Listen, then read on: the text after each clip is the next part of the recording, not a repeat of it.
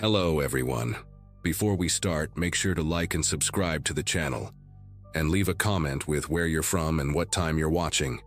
That way, YouTube will keep showing you stories just like this one. Now, let's begin. December 23rd fell on a Monday that year, and my wife packed the minivan while I watched from the living room couch, wrapped in 2 blankets and sweating through a fever that had started 4 days earlier. Kayla and the kids were heading to her parents' place in Wisconsin, a 6-hour drive that I normally dreaded, but now desperately wished I could make. Our daughter Lily, just turned 7, pressed her face against the front window and waved at me with both hands before climbing into her booster seat. My son Owen, barely 5, blew me a kiss that made my chest ache worse than the congestion. The flu had hit me like a freight train the week before Christmas, the kind where your bones feel like they're filled with concrete and every cough tears something loose in your lungs. Kayla kissed my forehead, told me to rest and drink fluids, and promised they'd FaceTime me on Christmas morning when Lily opened her presents. I watched the red taillights disappear down Crescent Road around 4 in the afternoon, and suddenly our 2-story colonial felt enormous and hollow. That first evening alone passed in a haze of NyQuil and bad television. I managed to heat up some soup around 8, shuffled to the bathroom twice, and fell asleep on the couch, because climbing the stairs to our bedroom felt like scaling Everest. The house creaked and settled the way old houses do when winter temperatures drop, and I barely registered any of it through my medicated fog. Our neighborhood in the suburbs outside of Milwaukee was the kind of place where people still left their doors unlocked during the day and waved at each other from their driveways. We had moved there 3 years earlier, right after Owen was born, trading our cramped apartment for a house with a backyard and a 2-car garage. The block was mostly families with young kids and a few retired couples, the sort of street where nothing interesting ever happened. That night, I remember thinking how peaceful the silence was without the kids running around, how the only sounds were the furnace clicking on and the occasional car passing outside. By 11, I had dragged myself upstairs to the master bedroom, taken another dose of cold medicine, and collapsed into bed with my phone on the nightstand. What woke me was a sound that my fever-addled brain tried to explain away as a dream. A heavy thump somewhere below, like a package being dropped on the front porch. Christmas Eve was the next day, and we had been getting deliveries all week, so my first thought was that some overnight driver was dropping off a late shipment. I squinted at my phone, 2:47 in the morning, and figured I would deal with it tomorrow. But then came another thump, this one different, more like weight shifting on wood, and then a third sound that made me sit up in bed despite every muscle in my body screaming in protest. It was voices, muffled, low, but unmistakably human voices coming from somewhere outside the house. I told myself it was probably neighbors coming home late from a party, maybe struggling with their own holiday packages. The fever made everything feel distant and surreal, like watching a movie through a fogged window. I swung my legs over the side of the bed and sat there for a moment, listening, my heart starting to beat faster despite my attempts to rationalize what I was hearing. The master bedroom sat at the back of the house, with 2 windows overlooking the backyard and the wooden fence that separated our property from the Nguyen's place behind us. I did not turn on any lights. Some instinct I cannot fully explain kept me in the dark as I moved toward the window. The blinds were partially open, the way Kayla always left them because she liked waking up to natural light. I pressed my face close to the glass and looked down into the yard, and what I saw made every symptom of my illness vanish in a single instant of pure, crystalline terror. 3 figures dressed in dark clothing were climbing over the back fence, one already dropping into our yard, while the other 2 straddled the top. They moved with practiced coordination, no wasted motion, no hesitation. One of them pulled out a flashlight and swept the beam across the back of our house, pausing on the sliding glass door that led to the kitchen. I pulled back from the window so fast I nearly tripped over the nightstand, my breath suddenly loud and ragged in the silent bedroom. These were not neighbors. These were not delivery drivers. These were men breaking into my home in the middle of the night, and I was completely alone. My phone was still on the nightstand, and I grabbed it with fingers that felt numb and clumsy, like they belonged to someone else. I dialed 911 and pressed the phone to my ear, keeping my voice as low as physically possible when the dispatcher answered. I whispered our address, told her there were 3 men breaking into my house right now, that I was sick and alone and unarmed. She asked me to stay on the line and told me officers were being dispatched, but her voice sounded impossibly far away, like she was speaking from the bottom of a well. Then I heard it, the unmistakable sound of glass breaking somewhere downstairs, followed by the scrape and click of the sliding door being forced open. They were inside. The dispatcher was saying something about staying hidden, about not confronting them, but I was already moving toward the bedroom closet because it was the only place I could think of. Our closet was a walk-in, not huge but deep enough that I could press myself into the back corner behind Kayla's winter coats. I slid the door shut as quietly as I could manage, leaving it open just a crack so I was not in complete darkness. From inside that closet I could hear everything with terrible clarity. Footsteps on the hardwood floors downstairs, heavy and unhurried, moving through the living room and into the kitchen. Then a voice, male, speaking just loud enough that the words drifted up through the heating vents that connected every room in the house. Clear the first floor fast, then upstairs. Families in Wisconsin until the 26th. I saw them pack the car. Another voice responded, younger sounding, almost eager. What about the alarm? The first voice laughed, a short, humorless sound. No alarm. These neighborhoods never have real security, just those fake signs in the front yard. I pressed my hand over my mouth to keep from making any sound, my whole body trembling not from fever now but from something far more primal. They knew. They had watched us. They had seen Kayla and the kids leave, had noted our habits, had probably driven past our house a dozen times over the past week waiting for this exact moment. This was not random. This was planned. The dispatcher was still on the line, her voice a tinny whisper from the phone I had pressed against my thigh to muffle any sound. I could hear her asking if I was still there, if I was safe, but I could not risk answering because the footsteps had reached the bottom of the stairs. There was a pause, a murmured conversation I could not make out, and then the creak of the first step. They were coming up. I had maybe 30 seconds before they reached the second floor, before they started opening doors, before they found the master bedroom and the closet where I was hiding like a child afraid of monsters. Except these monsters were real, and they were methodical, and I had nothing to defend myself with except a bottle of NyQuil and a box of tissues. The phone screen glowed faintly against my leg, and I watched the call timer tick upward, 4 minutes and 12 seconds since I had dialed.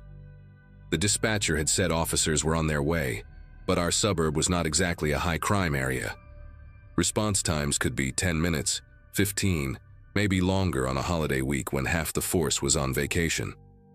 The footsteps reached the top of the stairs and stopped. I heard one of them breathing, a thick, wet sound like he had a cold of his own, and then a flashlight beam swept under the crack of the closet door, moving left to right across the bedroom carpet.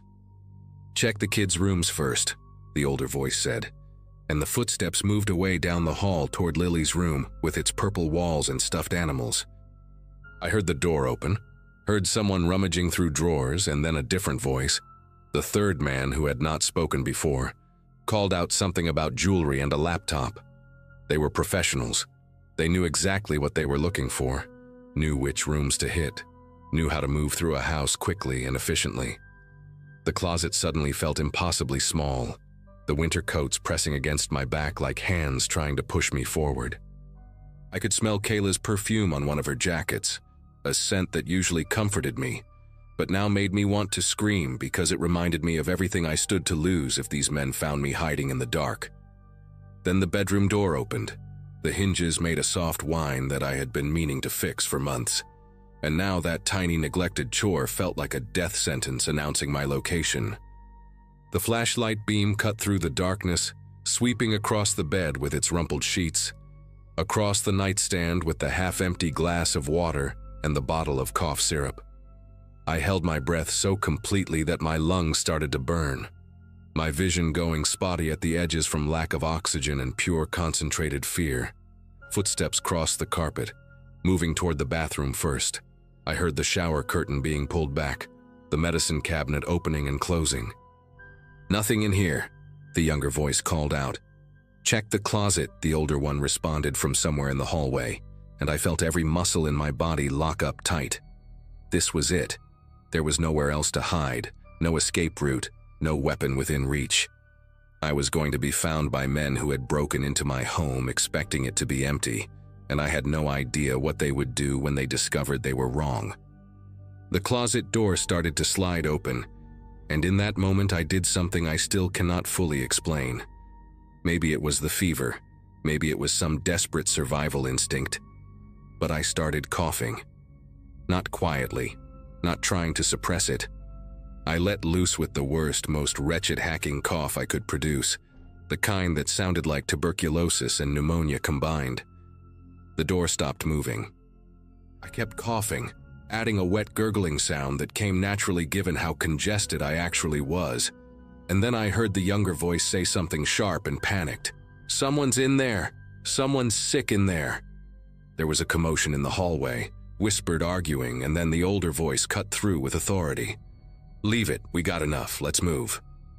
The closet door slid shut again, and I heard footsteps retreating fast down the hallway, down the stairs, and then the slam of the back door. I kept coughing even after they were gone, unable to stop now that I had started, my whole body convulsing with the effort as tears streamed down my face. The police arrived, 11 minutes after I had first dialed, which meant they missed the intruders by maybe 3 or 4 minutes. I was still in the closet when I heard sirens, still clutching my phone with the 911 call at 17 minutes, and counting. 2 officers came through the broken back door with their weapons drawn, calling out and identifying themselves, and I finally managed to croak out that I was upstairs, that I was the homeowner, that the men were gone. They found me sitting on the closet floor surrounded by winter coats, shaking so badly that one of them thought I was having a seizure. The paramedics they called checked my vitals and said my fever had spiked to 103, probably from the stress and adrenaline. They wanted to take me to the hospital, but I refused because I could not stand the thought of leaving my house empty again, even with police tape on the back door. An officer stayed with me until morning while detectives processed the scene, dusting for fingerprints and photographing the damage. They had taken my laptop, Kayla's jewelry box, some cash from my desk drawer, and Owen's piggy bank that had maybe $40 in quarters.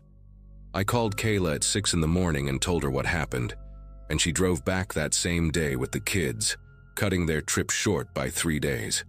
We installed a real security system the week after Christmas, cameras and motion sensors, and an alarm that connects directly to the police department.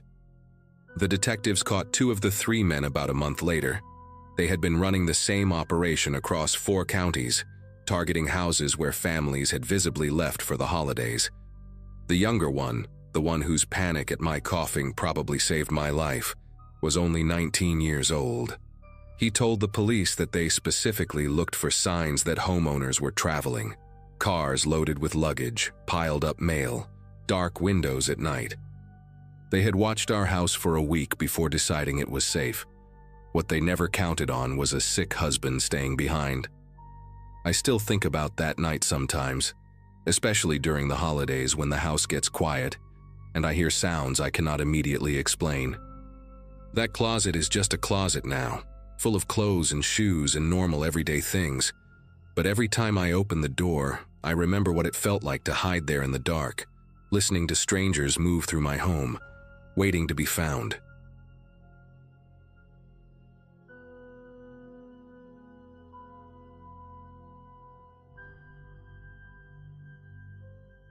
My coworkers used to joke that I was the last person who would ever get into trouble. Quiet, responsible, always the designated driver at happy hours. That was me at 24, fresh out of college and working my first real corporate job at an insurance firm in Richmond, Virginia.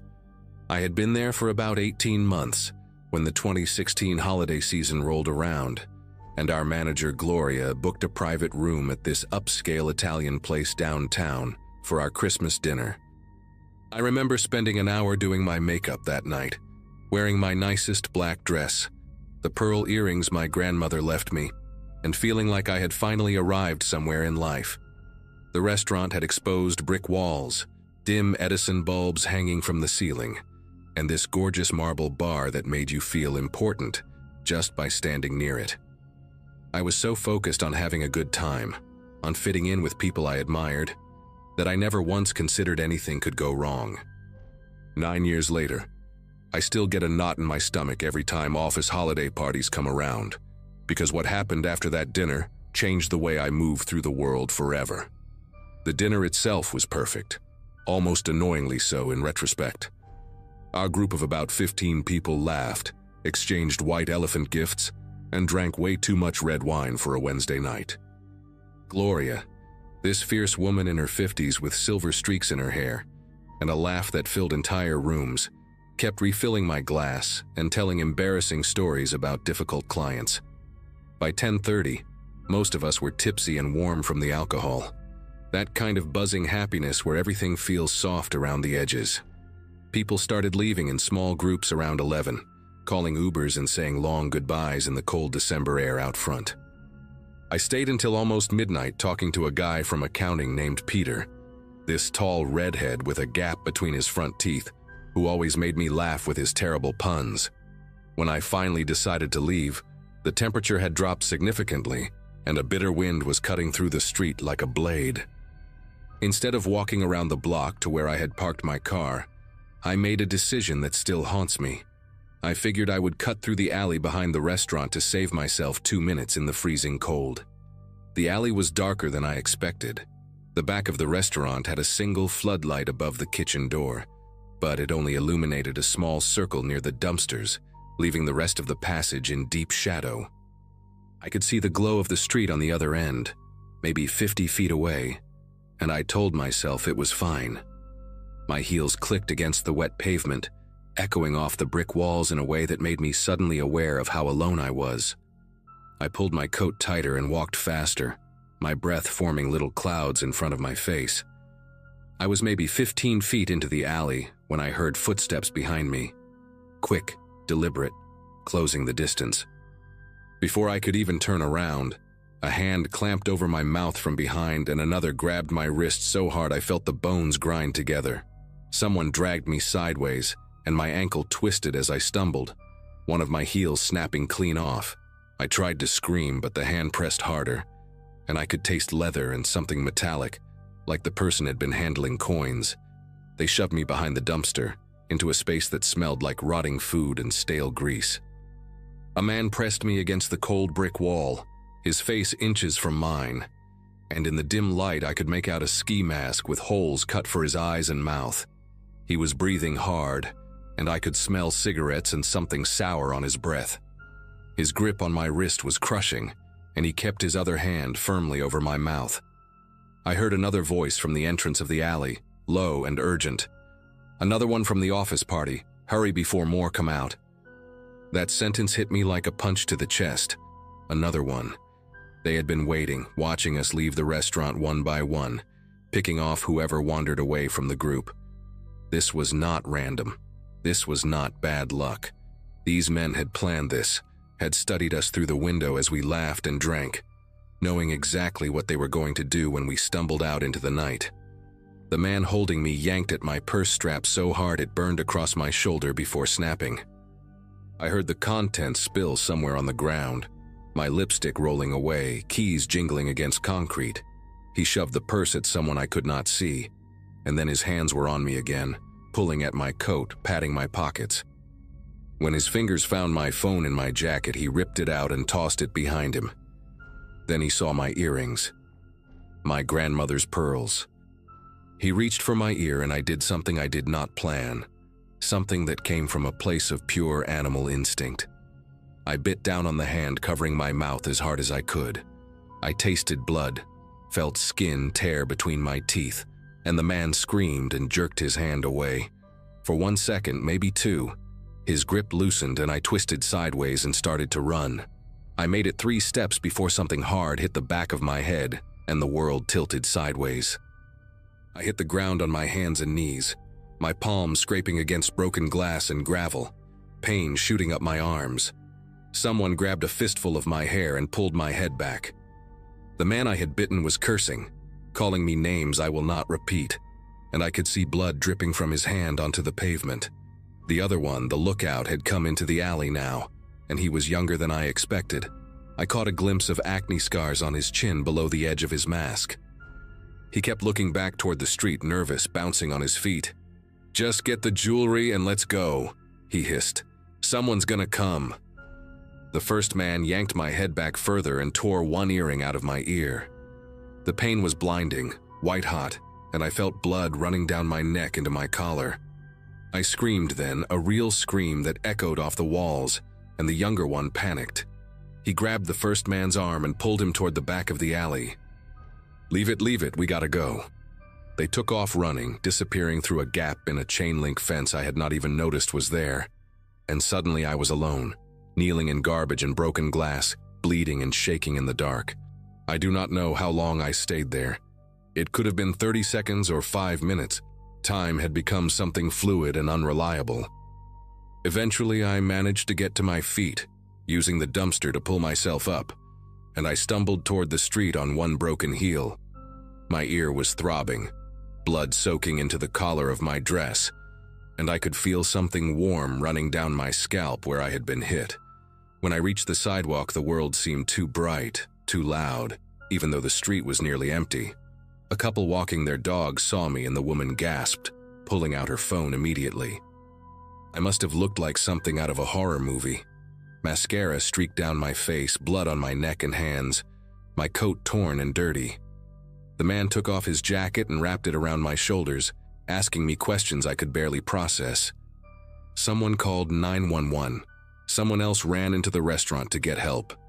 And then Gloria was there, her face pale and terrified, holding my hands and telling me I was going to be okay, that help was coming, that I was safe now. The police arrived before the ambulance. 2 officers, a man and a woman, and they asked me to describe what happened while we waited for the paramedics. I told them everything I could remember, the ski masks, the voices, the phrase about the office party. The female officer's expression changed when I mentioned that.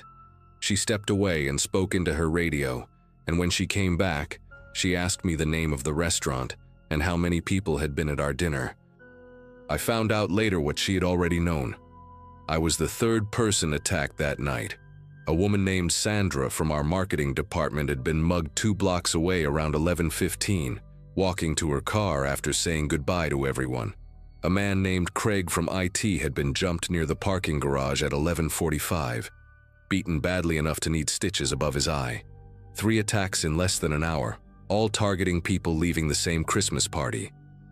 The paramedics loaded me into the ambulance as this information sank in, and I remember staring at the ceiling of that vehicle, thinking that none of this felt real, that I would wake up tomorrow and it would all have been some terrible wine-fueled nightmare.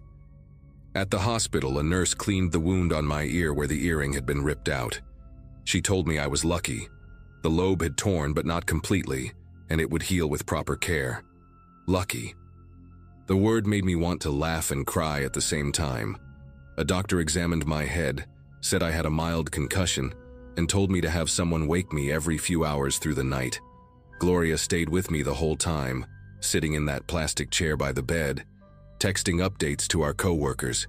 Around 3 in the morning, a detective came to take my full statement. His name was Franklin, a tired-looking black man in his 50s with gray at his temples and kind eyes that had seen too much. He told me what the police had pieced together so far. A crew of at least 4 people had been targeting corporate holiday parties downtown for the past 2 weeks. They would scout restaurants with private event rooms, watch the guests through the windows, note the jewelry and expensive coats, and then wait outside for people to leave drunk and alone. They had hit 6 different parties before ours, but this was the first night they had gotten aggressive enough to physically hurt anyone. Something had escalated. Maybe they were getting desperate, or maybe they had just stopped caring about consequences. Detective Franklin asked me if I could identify any of them, and I told him about the acne scars on the younger one's chin, the cigarette smell on the other's breath, The specific way the first man had cursed when I bit him. A slight accent I could not quite place, maybe something Eastern European. He wrote everything down in a small notebook, nodding slowly. Before he left, he gave me his card and told me they would be in touch. I spent the rest of that night at Gloria's apartment because I could not stand the thought of being alone. Her husband made us tea and sat quietly in the living room, while Gloria helped me wash the blood out of my hair in her bathroom sink. I kept catching glimpses of myself in the mirror, the bruise forming on my temple, the bandage on my ear, the hollowness in my eyes, and I did not recognize the woman looking back at me. That confident girl who had done her makeup so carefully just hours before, who had felt so proud of her little black dress and her grandmother's pearls. She was gone. Something had been taken from me in that alley, something beyond the purse and the phone and the jewelry, and I did not know if I would ever get it back. The police caught them 11 days later. Detective Franklin called me on a Saturday morning to tell me that a pawn shop owner had recognized one of my grandmother's earrings, the one they had managed to take, from the description circulated to local businesses. The man who tried to sell it matched the details I had given: stocky build, cigarette smell, and when they pulled him in for questioning, they found bite marks on his hand that were still healing. He gave up his partners within hours trying to cut a deal. There were 5 of them in total, not 4. 2 brothers from Belarus who had overstayed their visas, a local guy with a long record of petty theft, and 2 younger men who served as lookouts and scouts. They had made over $40,000 in 3 weeks hitting holiday parties across the city, preying on people who were too drunk and happy to be cautious. The younger one with the acne scars, a 19-year-old named Victor, actually cried during his arrest and kept saying he never wanted anyone to get hurt. I did not feel sorry for him. I did not feel sorry for any of them. When the assistant district attorney called to tell me they had all taken plea deals and would be serving between 3 and 8 years depending on their level of involvement, I felt something loosen in my chest that I had not even realized was tight. It has been 9 years since that night, and I wish I could say I moved on completely, but that would be a lie. I still do not take shortcuts through alleys. I still get nervous at office parties, always positioning myself near the exit, always watching who comes and goes. The scar on my earlobe faded to a thin white line that most people never notice, but I see it every morning when I put on earrings. Never pearls, not anymore. Gloria retired 2 years ago and we still meet for coffee once a month. She never brings up that night unless I do first, but I know she thinks about it too. Last December, my company had its holiday dinner at a restaurant with valet parking and a security guard at the door, and I caught myself scanning the street outside, looking for anyone who might be watching us through the glass. I know that fear will probably never go away entirely, and I have made peace with that. What happened in that alley taught me something I carry with me now. The world is full of people waiting for you to let your guard down, and sometimes the most dangerous moments come wrapped in celebration and warmth. I survived. Sandra and Craig survived. And every December when the party invitations start arriving, I remind myself that survival is enough, that I am still here, still standing, still refusing to let those 5 minutes in the dark define the rest of my life.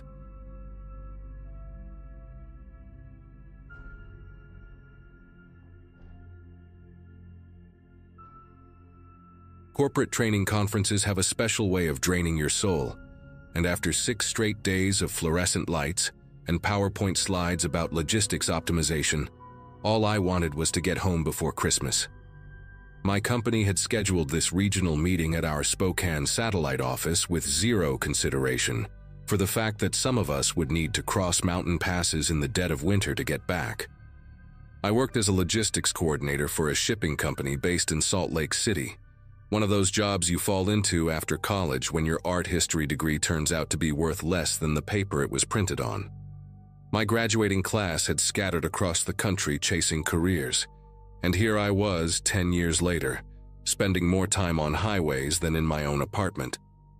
That Friday morning, I threw my overnight bag in the back of my Subaru Outback, grabbed the largest coffee the hotel lobby offered, and pointed myself toward Interstate 90 heading south.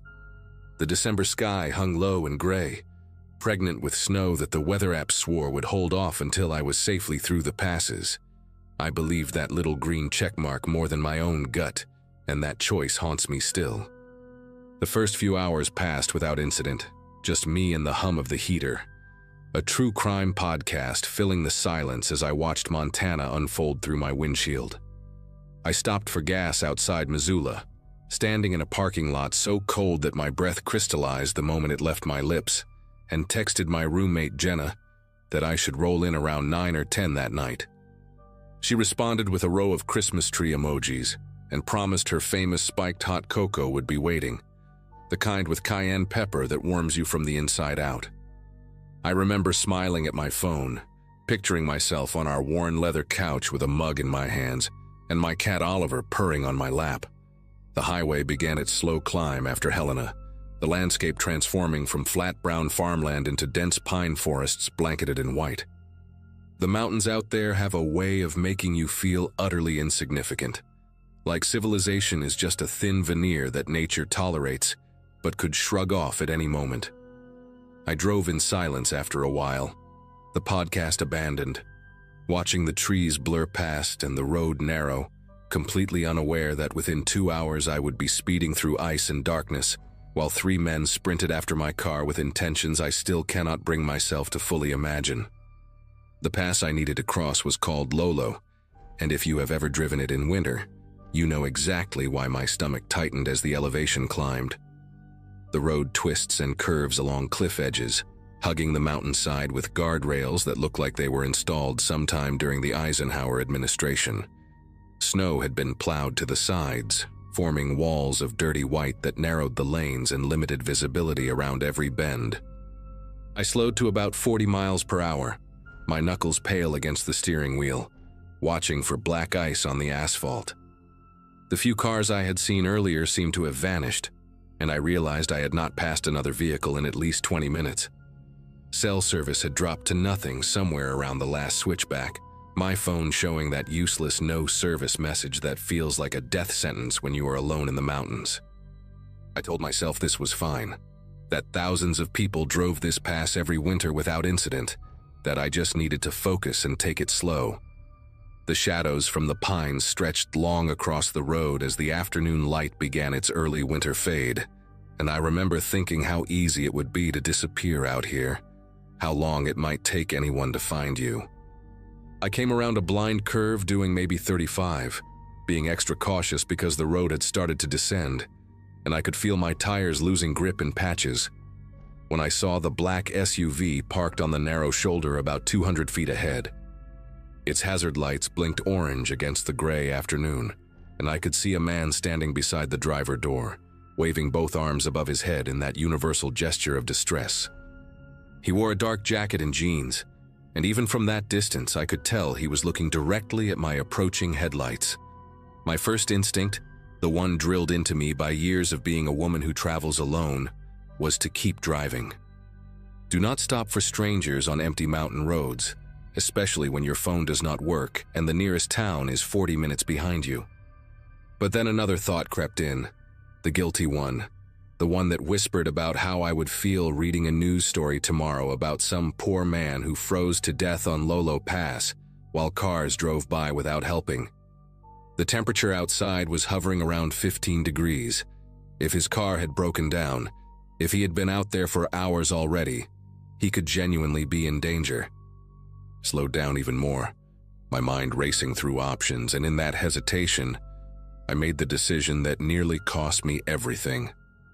I pulled onto the shoulder about 30 feet behind the SUV, leaving my engine running and my headlights on because something in the back of my brain was still screaming at me to be careful.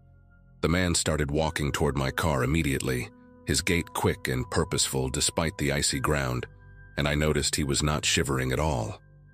That detail registered somewhere deep in my consciousness but did not fully surface until later. He was maybe mid-40s, with a weathered face and a thick beard that had patches of gray near his chin. I cracked my window about 2 inches, just enough to hear him but not enough for a hand to fit through, and called out asking what was wrong. He leaned down to my window level, close enough that I could see his breath fogging the glass, and said his battery had died, and his phone was dead too. Asked if I had jumper cables or could give him a ride to the next town. His voice was calm, almost too calm for someone who had supposedly been stranded in freezing temperatures. I was about to tell him I had cables in my trunk when movement in my peripheral vision made every nerve in my body fire at once. 2 figures stepped out from behind the SUV, one from each side, and they were walking toward my car with a speed that had nothing to do with asking for help.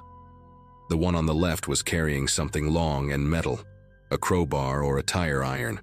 I could not tell which, and it did not matter. The one on the right was already at my back door before I could even process what was happening, and I heard the handle click as he yanked it hard.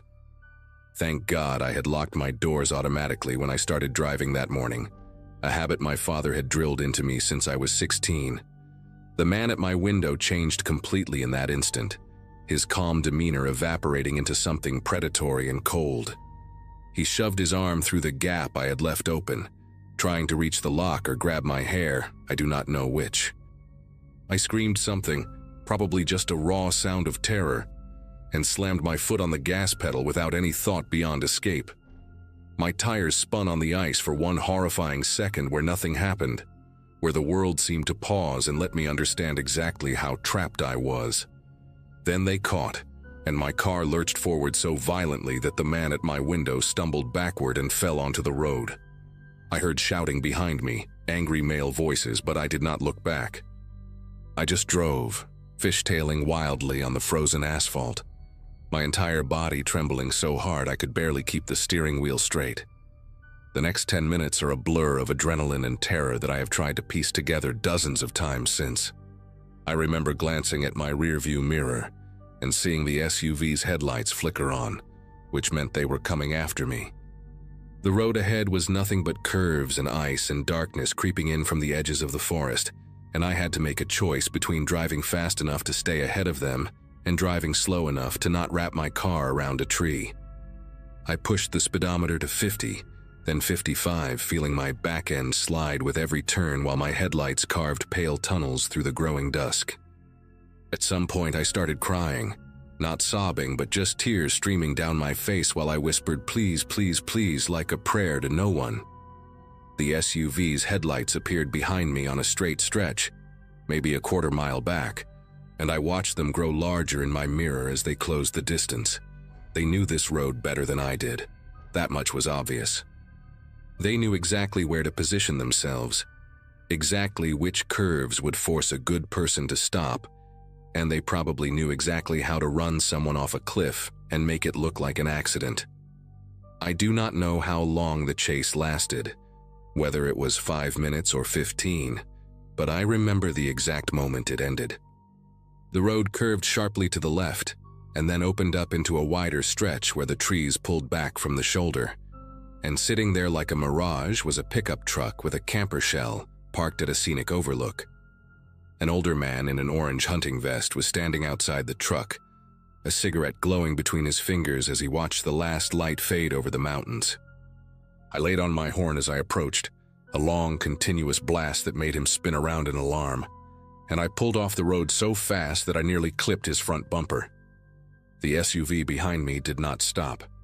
It flew past the overlook doing at least 60, disappearing around the next curve without even tapping its brakes. I threw my car into park and just sat there, hyperventilating, unable to move as the hunter walked toward my window with a confused and concerned expression on his weathered face. When I finally managed to roll down my window and speak, what came out was barely coherent, just fragments about men and a crowbar and them trying to get into my car. He listened without interrupting, his eyes scanning the road behind me, and then he said 4 words that confirmed I had not imagined any of it.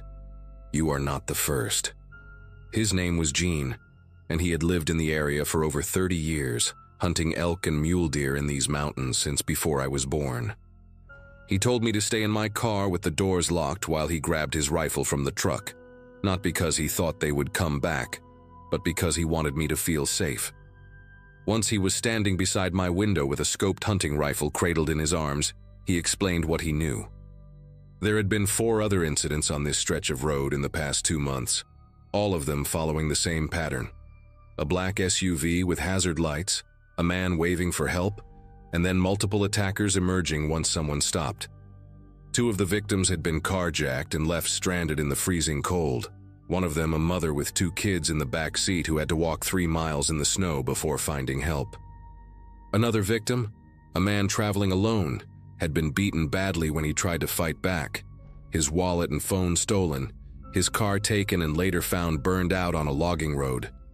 The police knew about it, Jean said, but the passes covered multiple jurisdictions, and the attackers never stayed in one spot long enough to be caught. They picked blind curves where drivers had to slow down, places where guilt would override caution, where the human instinct to help someone in trouble became a trap. I sat in my car at that overlook for almost an hour, waiting for my hands to stop trembling enough to drive. Jean refused to leave until he was sure I was okay, standing guard with his rifle while the temperature dropped and stars began to appear in the darkening sky above us. He let me use his satellite phone to call the county sheriff, and I gave a statement right there on the side of the road, describing the 3 men, the SUV, the license plate I had not thought to memorize because I was too busy trying not to die. The deputy on the phone sounded tired but not surprised, and he confirmed what Jean had told me. This crew had been hitting the passes all winter, moving between locations, always targeting solo drivers who looked like they might stop for someone in distress. They asked if I wanted to press charges if they caught them, and I almost laughed at the question. Of course I did. These men had turned basic human decency into a weapon, had exploited the part of us that wants to help strangers, and they had almost certainly done worse things to other people than what they tried to do to me. Before he hung up, the deputy told me something I have never forgotten. He said the woman with the 2 kids, the one who had been carjacked, she only stopped because her son had pointed at the man waving and asked why no one was helping him. She told the police she could not drive past after that, could not let her children see her ignore someone who needed help. Jean followed me down the mountain that night, his headlights a steady presence in my rearview mirror for the next 40 miles until we reached a town with cell service and a gas station, bright enough to feel like civilization again. I hugged him in the parking lot, this stranger with a rifle and a cigarette habit who had probably saved my life just by being in the right place at the right time, and he told me to drive safe and stay smart. I made it home to Salt Lake City around midnight, 6 hours later than I had planned, and Jenna was still awake waiting for me with that spiked hot cocoa she had promised. I did not tell her what happened until the next morning because I could not find the words that night, could only sit on the couch with Oliver purring against my chest and stare at the Christmas tree lights blinking in the corner of our living room. She cried when I told her. I cried too, not from fear anymore, but from the strange delayed realization of how close I had come to becoming one of those stories people share around campfires, one of those unsolved mysteries that haunts a stretch of highway forever. 3 weeks later, I got a call from the sheriff's office telling me they had caught the men responsible. An off-duty state trooper had spotted the SUV setting up on a different pass and called it in, and when they ran the plates, it matched a vehicle reported stolen 2 states away. All 3 of them had warrants, long histories of robbery and assault, and one of them was wanted in connection with a missing persons case from the previous spring that was still open. I still drive through mountains when I have to, but something fundamental changed in me after that day on Lolo Pass. I keep my doors locked and my windows up. I never stop for strangers, no matter how guilty it makes me feel, and I carry a satellite communicator in my glove box now for emergencies. Sometimes I wonder about the person they were waiting for after me, whether anyone else stopped that evening before the sun went down completely, whether someone out there was not as lucky as I was.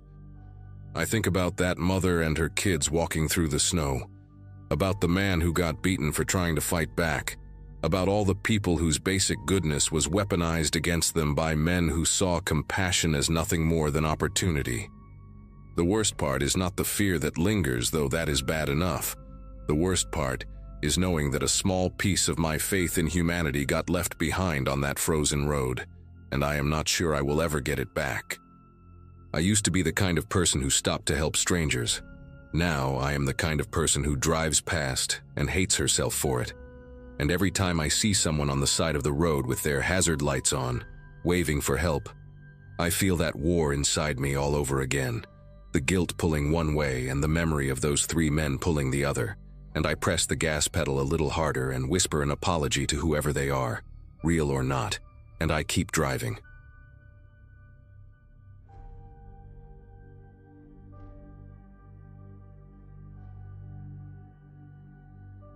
My buddy Corey and I had been sneaking through the Norfolk Southern freight yard since middle school.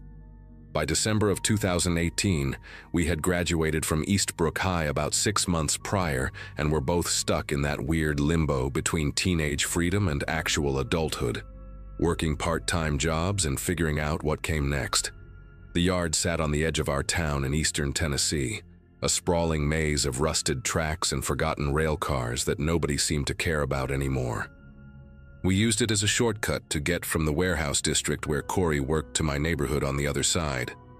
It shaved about 20 minutes off the walk compared to going around on the main roads.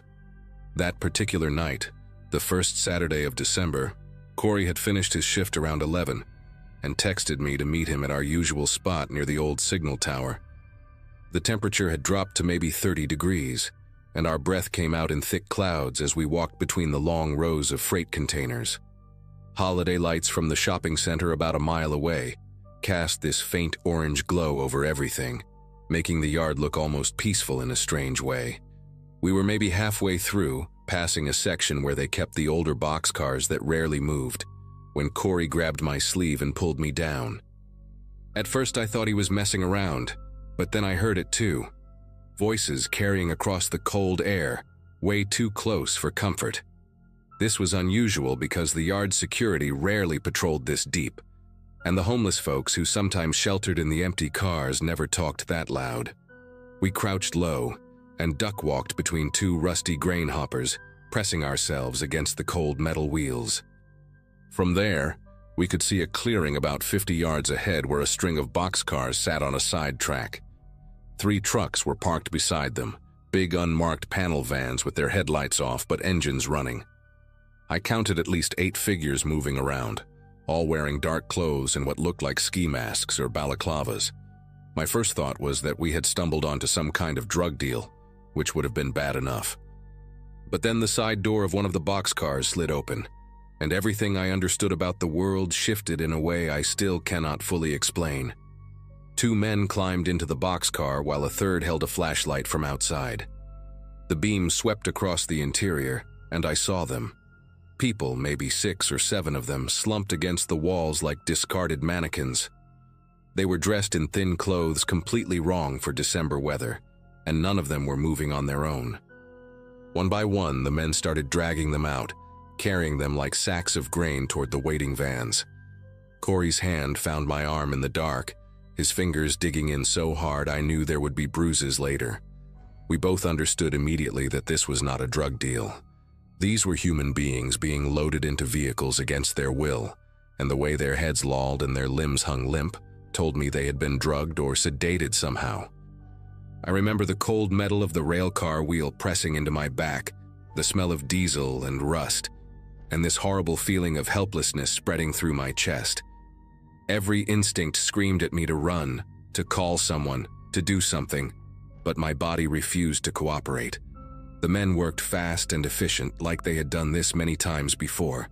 They communicated in short bursts, hand signals and whispered commands in a language I could not identify. One of them kept checking his phone, the screen glow briefly illuminating a face that looked weathered and impatient.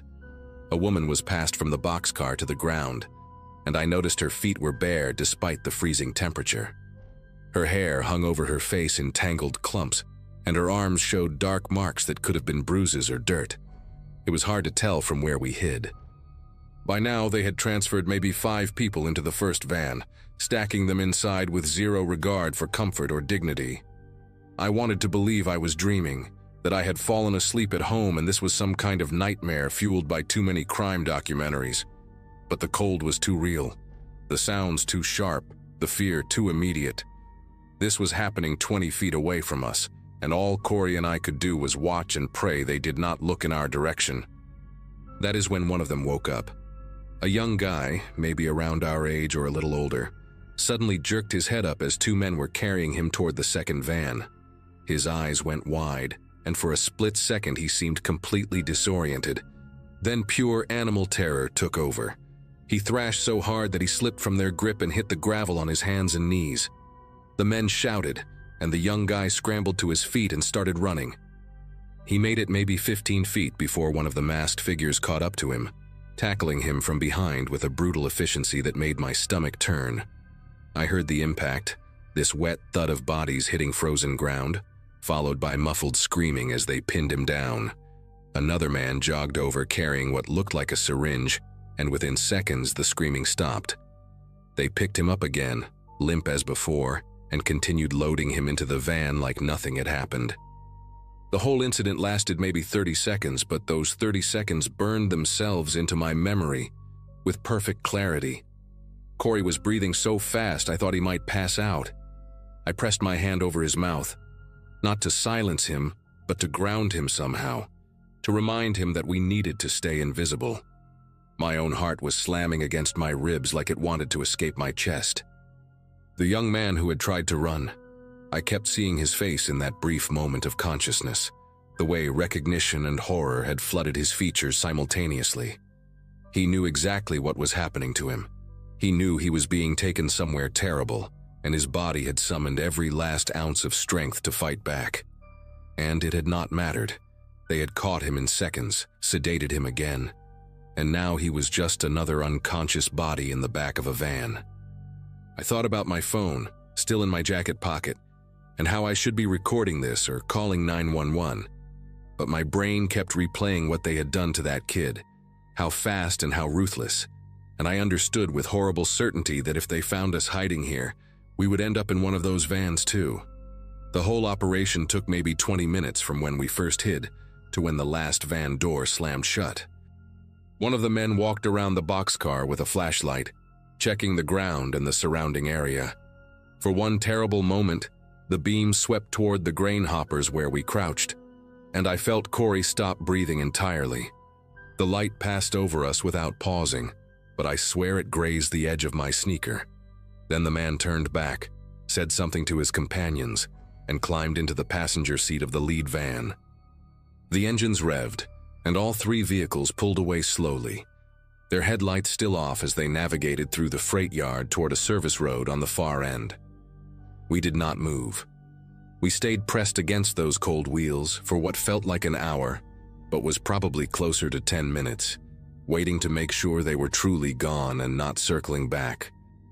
The silence that followed their departure was somehow worse than the sounds of what we had witnessed. A heavy, accusatory quiet that seemed to ask why we had not done anything to help. When we finally crawled out from our hiding spot, my legs had gone numb from crouching so long in the cold. Corey vomited against the side of a rail car, this raw heaving sound that echoed across the empty yard. I stood there watching him, my mind still trying to process what had just happened. Neither of us spoke as we made our way home, taking a different route that kept us far from the section where the transfer had occurred. I kept looking behind us, checking shadows, listening for engines. Every car that passed on the main road made me flinch. When I finally got home around 1 in the morning, my mom was asleep and the house was dark. I went straight to my room, sat on the edge of my bed, and stared at the wall for maybe 2 hours. I could not sleep. Every time I closed my eyes, I saw that young man trying to run, saw him hit the ground, saw the syringe. I knew I needed to tell someone, but I had no idea how to explain what we had seen without putting ourselves in danger. Corey called me the next morning, his voice hoarse and shaky. He had not slept either. We talked in circles for almost an hour, going back and forth about what to do. Part of me wanted to go straight to the police, tell them everything, and let them handle it. But Corey pointed out that we had been trespassing when we saw it, that we had no proof, no photos, no license plates, just the word of 2 teenagers who had been cutting through private property at midnight. And there was something else neither of us wanted to say out loud. If these people were organized enough to move human beings through a freight yard like cargo, They were probably organized enough to find out who reported them. We decided to wait a few days, see if anything came up in the news, and then figure out our next move. It was a coward's decision, and I knew it even then. But fear has a way of making cowardice feel like common sense. 4 days later, it was all over the local news. The county sheriff held a press conference announcing that 7 people had been reported missing over the past 2 weeks, all from small towns within a 100-mile radius. Most of them were undocumented immigrants, people who had come looking for work and had no family nearby to notice when they vanished. But one of them was a kid named Marco Delgado, 19 years old, who had been a senior at Eastbrook High the year before Corey and I graduated. I remembered him vaguely, a quiet guy who played trumpet in the marching band and always wore this beat-up denim jacket with patches sewn on the sleeves. When they showed his photo on the news, my entire body went cold. It was him, the young man who had woken up, who had tried to run, who had been tackled and sedated right in front of us. I recognized his face instantly, the shape of his jaw, the way his hair fell across his forehead. Marco Delgado had been 15 feet away from me, fighting for his life, and I had done nothing but hide. That same night, Corey and I went to the police station together. We told them everything: the freight yard, the boxcars, the vans, the masked men, Marco trying to escape. The detective who interviewed us, a tired-looking woman named Russo, listened without interrupting and took notes in a small spiral notebook. She asked us to describe the men, the vehicles, anything we could remember about markings or sounds or smells. We gave her every detail we could recall, which turned out to be a lot more than I expected. Trauma has a way of burning things into your brain whether you want it to or not. When we finished, Detective Russo told us we had done the right thing by coming forward, that our information could help them piece together a larger investigation already underway. She also warned us not to discuss what we had seen with anyone else, not to go back to the freight yard, and to call her directly if we noticed anything unusual. The way she said that last part, if we noticed anything unusual, made it clear that she understood the kind of people we were dealing with, and that our safety was not guaranteed just because we had talked to the cops. The investigation took months, and we were not told much about how it progressed. What I know came from news reports and a brief follow-up meeting with Detective Russo about 3 months later. Federal agents had gotten involved, tracing the trafficking ring across 4 states. They made arrests in Georgia and North Carolina, shutting down a network that had been operating for at least 2 years. Some of the victims were recovered alive, found in labor camps and illegal operations scattered across the Southeast.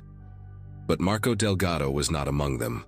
His case remains open, listed as a missing person with no confirmed status. I think about him more often than I probably should. That brief moment when he woke up, when he fought back, when he almost made it. I wonder if things would have been different if Corey and I had called 911 right then, if we had been braver or smarter or less afraid. I will never know the answer to that, and I have learned to live with the weight of not knowing. What I do know is that some nights, especially in early December when the air gets cold and sharp, I still hear the sound of engines idling in the dark, and I remember what it felt like to witness something terrible and do nothing at all.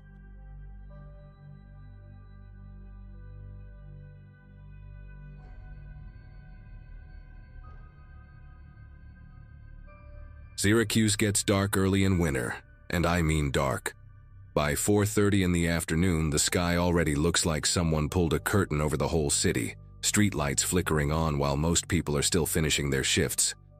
I worked at a warehouse distribution center on Lakeview Road, sorting packages and loading trucks until my back screamed for mercy, and every evening I walked 6 blocks to catch the 547 bus on Caldwell Avenue. The stop itself was nothing special, just a metal shelter with a cracked plastic bench, wedged between an abandoned dry cleaner and a storage facility surrounded by chain-link fence. Most of my coworkers had cars, waving goodbye from the parking lot while I zipped up my jacket and started the walk. Having graduated high school back in 2011, I always thought my life would look different by now. But there I was, riding public transit in the freezing cold, saving every dollar for an apartment with radiators that clanked and groaned like something was trapped inside the walls. I first noticed the car on a Wednesday, the first week of that month. A dark blue sedan, older model, maybe a Ford Taurus or something similar, parked across the street from the bus shelter with its engine off. Someone sat behind the wheel, just a shape against the faint glow of a phone screen. I barely registered it at first. People wait in parked cars all the time for 100 different reasons. Picking up family members, killing time, avoiding conversations at home. I checked the transit app on my phone and saw 7 minutes until arrival, so I stamped my feet to keep warm and watched my breath form little clouds that vanished into the cold air. When I looked up again, the silhouette inside the sedan had shifted. The person was no longer looking at their phone. Their head was turned toward the bus shelter, toward me, just sitting there motionless behind the glass. A delivery truck rumbled past and blocked my view for a moment, and when it cleared, nothing had changed. Same car, same figure, same unsettling stillness. I told myself it was nothing, and got on the bus when it arrived, forgetting about the whole thing before I even reached my stop. Thursday came and went without incident, mostly because I had to stay late for inventory, and missed my usual bus by almost an hour. By the time I reached Caldwell Avenue, the street was emptier than usual, the cold keeping everyone indoors, and the sedan was nowhere in sight. I remember feeling relieved without fully understanding why, like some part of my brain had flagged that car as a problem even though I had consciously dismissed it. Friday was different. I left work at my normal time, walked the same 6 blocks, and there it was again. Parked in the exact same spot across the street. Same dark blue sedan, same tinted windows, same figure behind the wheel. This time the engine was running, a thin trail of exhaust curling up into the frozen air, and the headlights were off even though the sun had already set. I stood under the bus shelter and pretended to scroll through my phone, but my eyes kept drifting back to that car. The figure inside did not move, did not check their phone, did not do anything except sit there facing my direction. 5 minutes passed, then 6.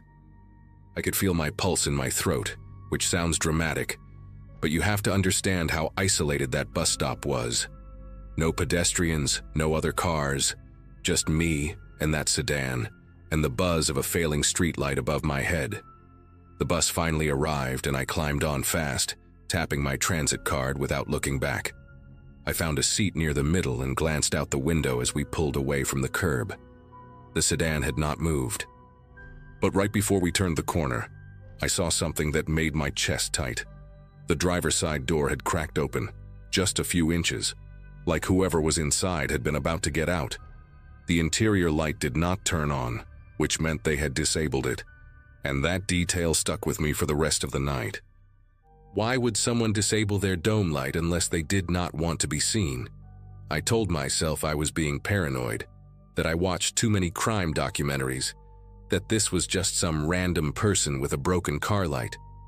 But when I got home to my apartment, I locked the deadbolt and the chain, something I had not done in months.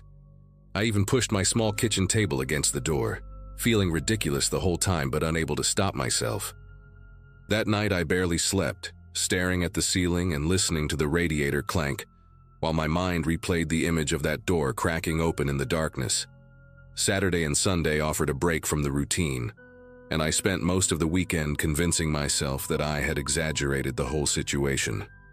By Monday morning, the fear had faded into something more like embarrassment. I even laughed about it while making coffee, shaking my head at how easily I had let my imagination spiral out of control. Just some guy waiting for someone, probably annoyed that I kept staring at his car like a paranoid freak. I went to work with a lighter mood, joking around with my coworker April during our lunch break, telling her about the creepy sedan as if it were a funny story instead of something that had kept me awake for 2 nights. She laughed and said I had been watching too much true crime, which is exactly what I needed to hear. The day passed quickly, and by the time 5 o'clock rolled around, I had almost completely forgotten about the whole thing. Almost. Because when I stepped outside the warehouse and started walking toward Caldwell Avenue, I felt a small knot form in my stomach, a tension I could not fully explain. The sun was already gone, the sky a deep purple bleeding into black, and the temperature had dropped at least 10 degrees since morning. I saw the sedan before I even reached the bus stop. Same spot, same position, same dark blue paint catching the glow of the distant streetlight. My steps slowed without me deciding to slow them, my body reacting before my brain could catch up. The engine was running again, that thin wisp of exhaust floating up into the cold, and this time I noticed something new. The passenger side window was down about 2 inches, despite the freezing temperature outside. I kept walking because stopping felt worse somehow, like it would confirm that I was afraid, that I had a reason to be afraid. When I reached the shelter, I did not sit on the cracked plastic bench. I stood near the edge closest to the street, positioning myself where I could see the sedan clearly and where the bus would block me from view as soon as it arrived. The figure behind the wheel was there, same as before, just a dark shape that never seemed to move. But then something changed. A sound cut through the quiet, faint but unmistakable. A car door opening. Not all the way, just that initial click and creak of hinges. I looked directly at the sedan and saw the driver's side door push outward a few inches, then stop. Whoever was inside was testing something, maybe checking if I would react, maybe waiting to see if anyone else was around. I pulled out my phone and pretended to make a call, holding it to my ear and speaking to no one on the other end. I said things like, "Yeah, I'm at the bus stop now, and okay, see you in a few minutes," hoping that whoever sat in that sedan would hear me, would think someone was expecting me, would decide I was not worth the risk. The door stayed cracked open the entire time, neither closing nor opening further, and I could feel eyes on me even though I could not see them through the tinted glass. My heart was pounding so hard I worried the person might somehow hear it across the street. 2 minutes until the bus, according to my app. I kept the fake conversation going, laughing at nothing, nodding along to silence, doing everything I could to seem like a person with connections, with people who would notice if something happened to me. A car drove past on Caldwell Avenue, and the sedan door clicked shut, fast and quiet, like a reflex. I watched the blue car sit there motionless again, engine still running, and I understood something clearly for the first time. This was not random. This was not coincidence. Someone had been watching me, learning my schedule, waiting for the right moment when the street was empty enough and the darkness thick enough to do whatever they were planning to do. The bus arrived and I practically threw myself through the doors, scanning my card and walking straight to the back where I could see out the rear window. As we pulled away, I watched the sedan. For a moment, nothing happened. Then the headlights flicked on, and the car slowly pulled out of its parking spot. It did not follow the bus, not exactly, but it drove in the same direction, turning left where we turned left, maintaining a distance of about half a block.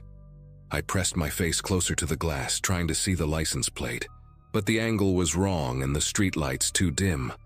The sedan followed for 3 more blocks before it turned off onto a side street and disappeared. I sat back in my seat, breathing hard, trying to process what had just happened. When I got off at my usual stop, I did not walk straight home.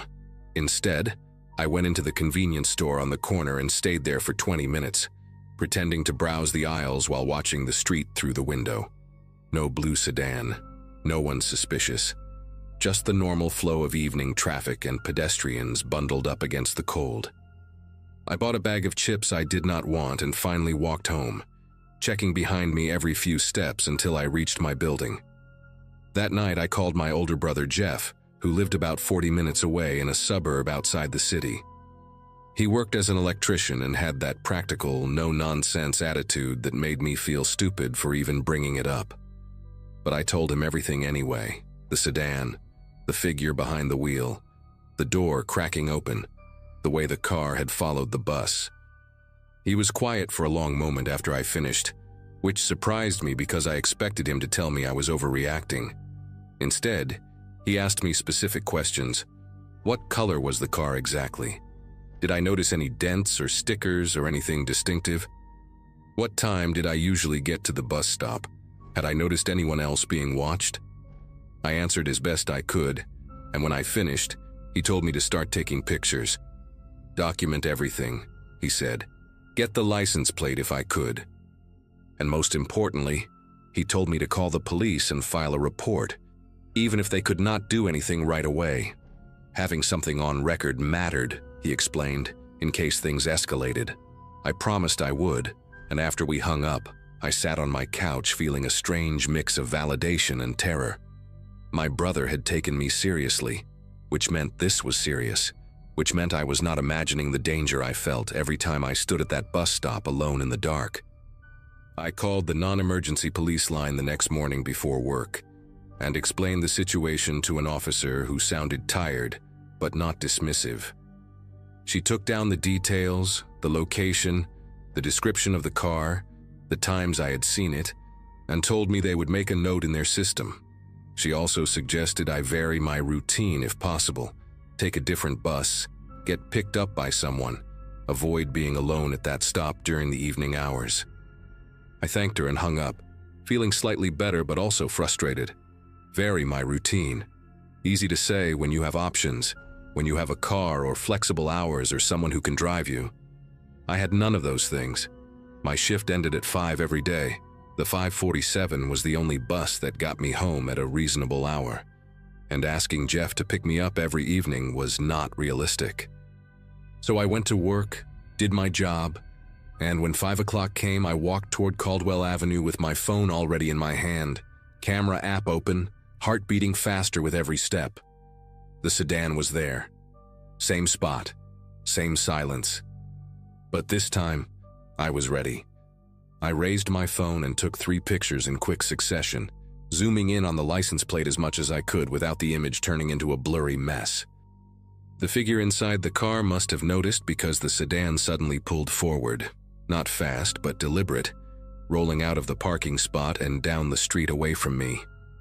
I kept taking pictures as it moved, capturing the rear of the vehicle, the shape of the taillights, anything that might help identify it later. My hands were steady even though everything inside me was screaming. The car turned right at the end of the block and vanished from sight, and I stood there under the bus shelter feeling like I had won something small but important. I had proof now. I had evidence that this was real, that someone had been watching me, that I was not crazy. When I got home, I emailed the photos to myself, saved them to my cloud storage, and sent copies to Jeff along with a message explaining what happened. He replied within minutes telling me to send everything to the police as well, which I did. The officer I had spoken to earlier called me back that evening and said they would run the plates and see what came up. She sounded more interested now, more alert, and she asked if I could come into the station the next day to give a formal statement. I agreed without hesitation.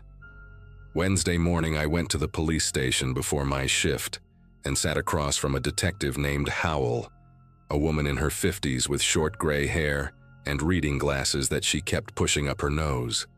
She showed me a photograph on her computer screen and asked if I recognized the vehicle. It was the blue sedan, no question, and I told her so immediately.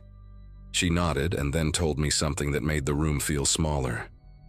The car belonged to a man named Ronald Pratt, 47 years old, no permanent address with a record that included assault, harassment, and a previous arrest for attempted abduction in another state 8 years ago. He had been released on parole 2 years prior and had recently been spotted in multiple locations around the city, always near bus stops, always during the early evening hours when the sun went down and the streets emptied out. I was not his only target, she explained. 3 other people had filed similar reports over the past month, all describing the same car, the same behavior, the same feeling of being watched and tested.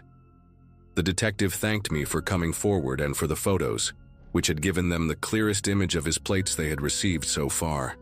She told me they were actively looking for him now, and she advised me to stay vigilant until they made an arrest. For the next 4 days, Jeff picked me up after work. He would pull into the warehouse parking lot at 5:15, and I would climb into his truck and feel something close to normal for the 20 minutes it took him to drop me home. I hated needing help, hated feeling like I could not handle my own life. But I also knew that pride was not worth dying over. The bus stop on Caldwell Avenue stayed empty those evenings, at least from what I could see as we drove past. No blue sedan, no figure watching from behind tinted glass. Maybe Pratt had moved on to another part of the city. Maybe he knew the police were closing in and decided to lay low. I checked the local news obsessively, scrolling through articles on my phone during lunch breaks and before bed, waiting for something, anything that would tell me this nightmare was over. On Sunday night, I finally found it. A short article buried in the crime section reported that a man had been arrested near a bus stop on the east side of Syracuse after a witness called 911 to report suspicious behavior. The suspect, identified as Ronald Pratt, was taken into custody without incident and was being held on multiple charges including stalking, harassment, and violation of parole. The article mentioned that police believed he was connected to a string of incidents targeting individuals at isolated transit stops throughout the city during the early weeks of December. I read that article probably 15 times before I let myself believe it was real. Jeff called me that night after seeing the same news, and neither of us said much, just sat on the phone in silence for a while, breathing, processing. I went back to taking the bus the following Monday. Same route, same time. Same cracked plastic bench under the flickering streetlight. The sedan was gone. The parking spot across the street sat empty, just a patch of asphalt where something terrible had almost happened but did not. I still think about those evenings sometimes, standing alone in the cold while someone watched me from behind dark glass, calculating, waiting. I think about how easily things could have gone differently, how one night without witnesses or one delayed bus might have changed everything. People always say to trust your instincts, and I used to roll my eyes at that kind of advice, but not anymore. My body knew something was wrong before my brain caught up, and the only reason I am writing this now instead of being another name in a news article is because I listened. If something feels wrong, it probably is. Document everything. Tell someone. Do not let anyone make you feel stupid for being afraid. Fear kept me alive, and I will never apologize for that.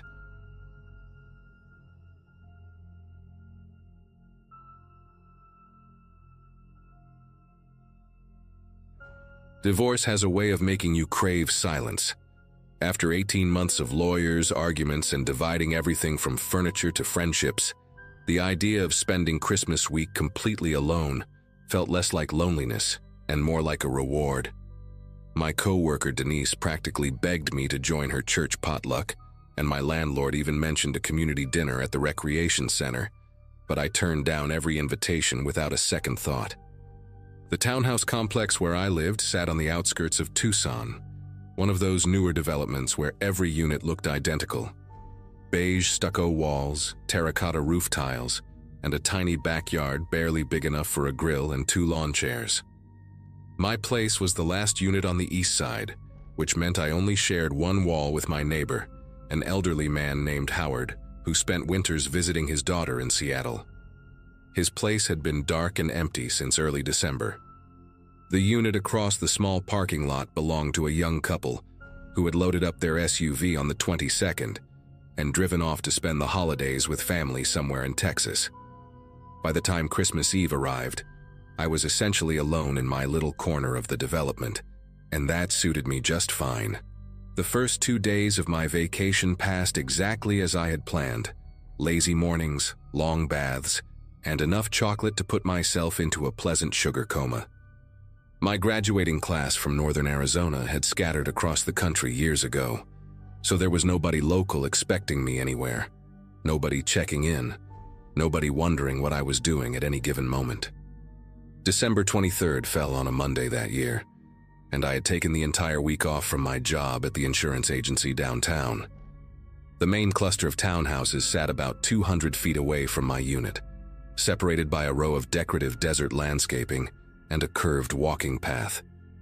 I could see their Christmas lights twinkling in the distance from my kitchen window, but they felt miles away from my quiet little corner.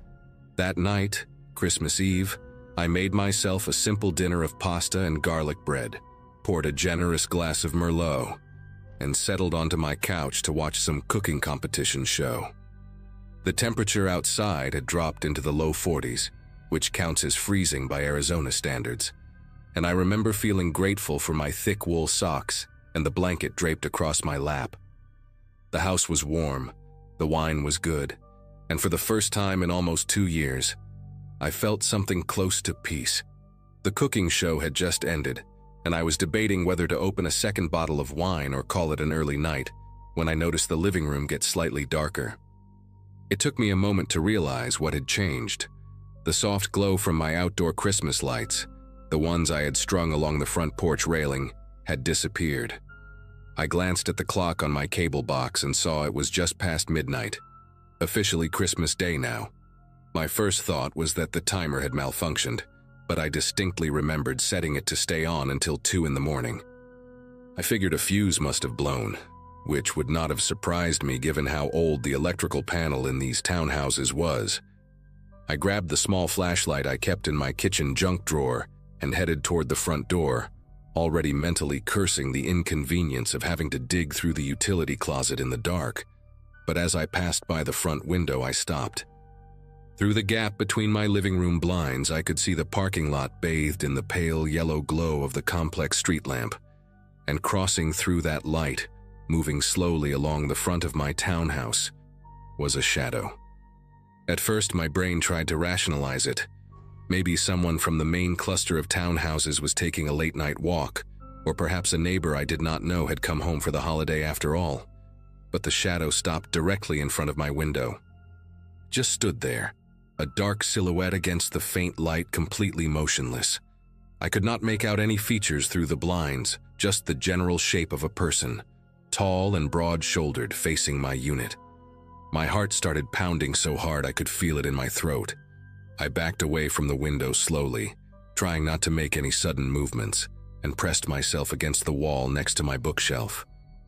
The rational part of my mind kept insisting there had to be an innocent explanation, that I was overreacting because of the wine and the late hour, and the fact that I had been watching too many true crime documentaries lately. But something deep in my gut, some ancient instinct that exists in all of us, was screaming at me that this was wrong. I stood there in the darkness of my living room, barely breathing, watching that shadow through the thin gaps in my blinds, waiting for it to move, to leave, to do anything except stand there staring at my home. The figure remained motionless for what felt like an eternity, but was probably closer to 2 or 3 minutes. Then, without any warning, it moved. Not away from my townhouse, but around the side, disappearing from my line of sight toward the narrow alley that ran between my unit and Howard's empty place. My mind raced through possibilities.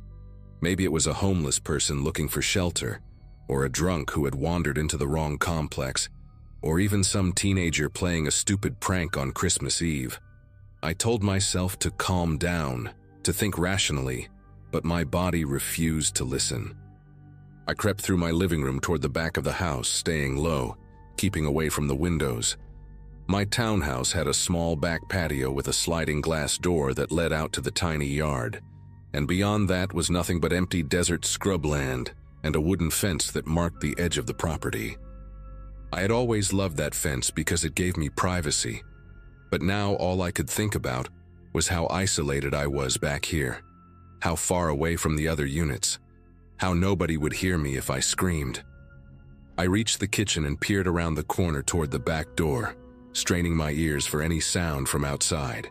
That is when I heard it, the soft metallic click of someone testing the handle on my back door. Not a knock, not a voice calling out, just the slow, deliberate sound of the handle being pushed down and released,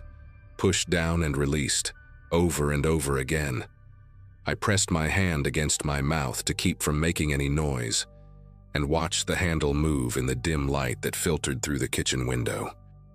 The motion was patient, almost rhythmic, and I realized with horror that whoever was out there was timing their attempts with the sound of cars passing on the main road about a quarter-mile away.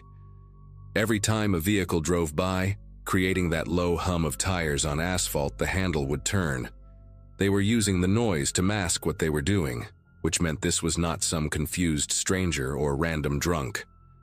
This was someone who had thought about this, planned this, someone who knew exactly what they were doing. My phone was on the coffee table in the living room, and the distance between me and that phone felt like miles. I waited for another car to pass, and when the handle turned again, I used the sound to cover my footsteps as I moved back toward the living room as quietly as I could.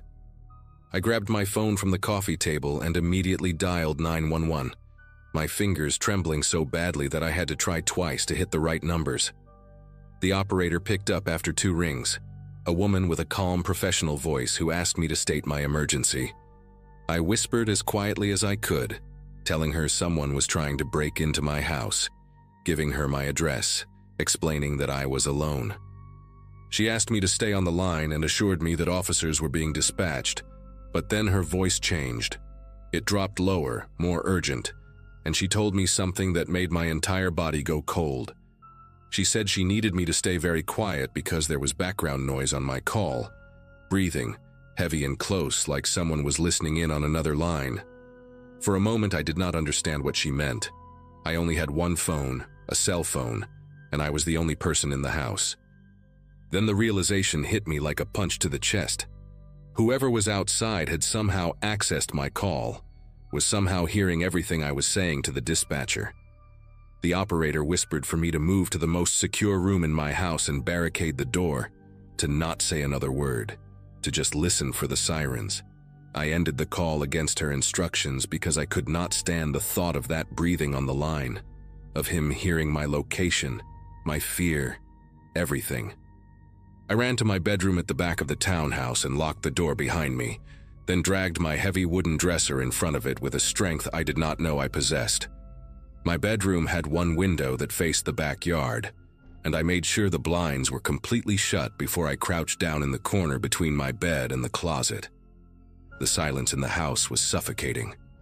I strained to hear any sound, footsteps, the handle turning again, glass breaking, but there was nothing. Just the distant hum of the occasional car on the main road and the pounding of my own heartbeat in my ears. Minutes passed, each one stretching into what felt like hours.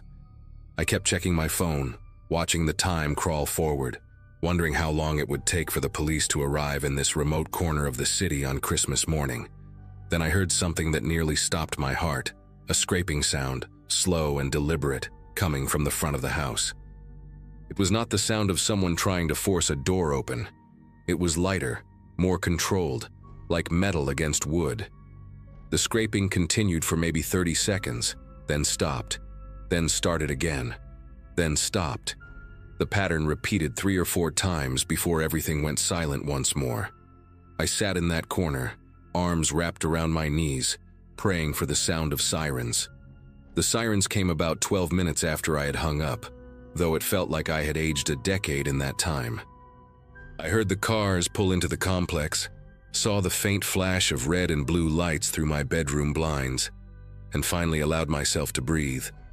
There were voices outside, loud and authoritative, calling out commands and announcing their presence. I stayed in my room until I heard a knock on my front door, and a man identifying himself as Officer Hartley with the Tucson Police Department. Even then, I made him slide his badge under my bedroom door before I would move the dresser and come out. He was a tall man in his 50s, with a gray mustache and kind eyes that immediately made me feel safer. His partner, a younger woman named Reeves, was outside examining the perimeter of my townhouse with a flashlight. Officer Hartley sat me down on my couch and asked me to walk him through everything that had happened, and I told him all of it. The lights going out, the shadow at my window, the handle turning in rhythm with the passing cars, the breathing on the phone line. He listened without interrupting, taking notes in a small leather pad, his expression growing more serious with each detail I shared. Officer Reeves came inside a few minutes later, and the look on her face told me she had found something. She asked Officer Hartley to step outside with her, and through my front window I watched them examining my porch with their flashlights, crouching down, pointing at things I could not see from where I sat. When they came back inside, Officer Hartley sat down across from me and told me what they had discovered. The outdoor Christmas lights had not blown a fuse. Someone had deliberately unscrewed the bulbs, carefully enough that none of them were broken, just loosened in their sockets so they would not turn on. Along the doorframe of my back door, they had found fresh scratch marks in the wood, deep grooves that suggested someone had been trying to pry the door open with some kind of tool, maybe a flathead screwdriver or a crowbar. The scraping sound I had heard from my bedroom was likely the same person working on my front door. Officer Reeves said the marks were methodical, not frantic, which indicated someone who knew what they were doing and was taking their time.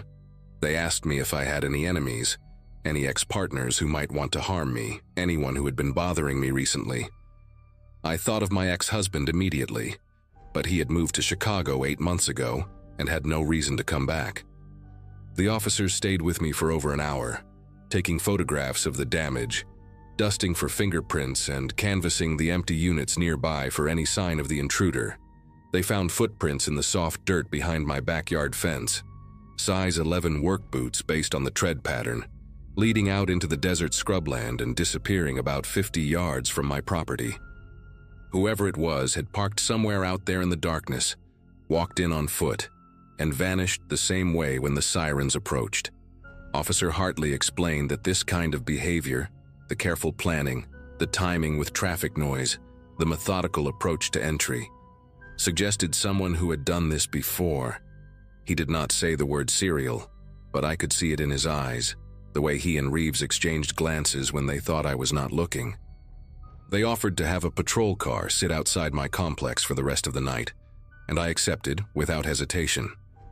Before they left, Officer Reeves pulled me aside and said something that has stayed with me ever since. She said I was lucky that I had noticed the lights going out. Lucky that I had looked through the blinds at that exact moment.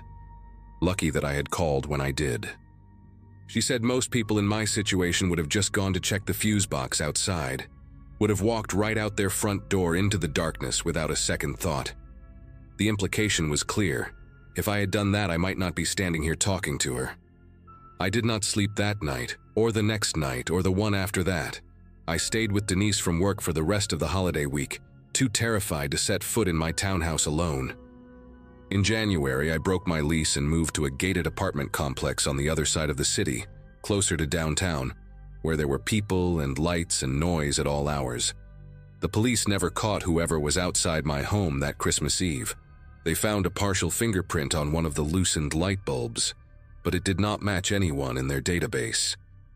Officer Hartley called me a few times over the following months to check in, and during one of those calls, he mentioned that there had been 2 similar incidents in the area over the past year, both involving women living alone in isolated units, both occurring late at night, both showing the same methodical approach to entry. In neither case had the intruder actually gotten inside. He said they had a theory that whoever this was enjoyed the hunt more than the capture, that watching the fear, testing the doors, hearing the panic in a 911 call might be the entire point. I still think about that sometimes, about the fact that he might have been listening to me beg for help, breathing into my phone, savoring every trembling word. I installed a security system in my new apartment, bought a baseball bat that I keep next to my bed, and I never, ever spend a holiday alone anymore. Some lessons you only need to learn once.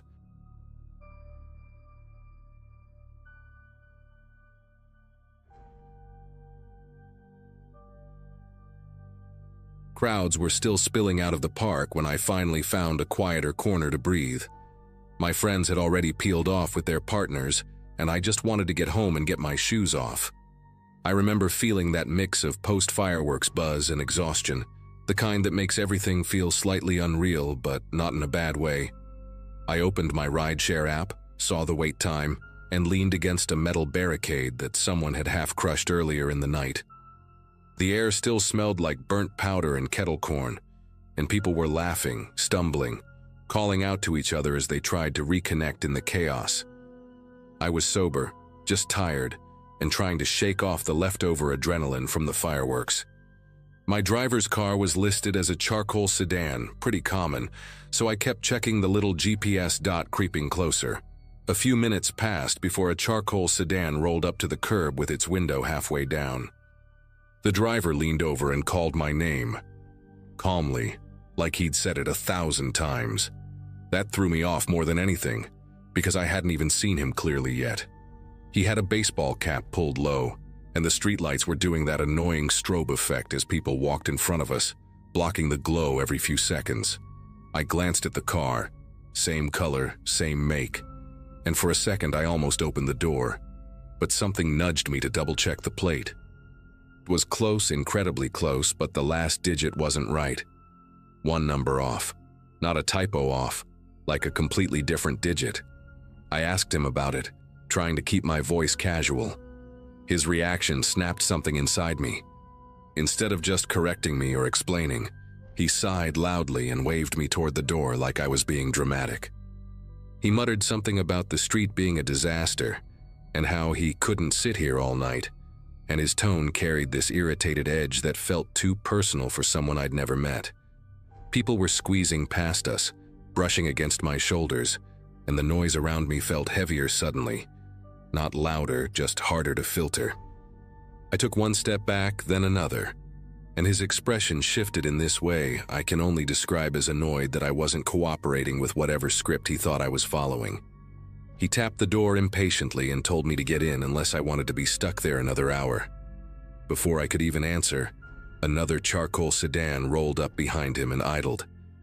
This driver rolled his window down and called my name too, but his voice matched the one on the app's profile clip.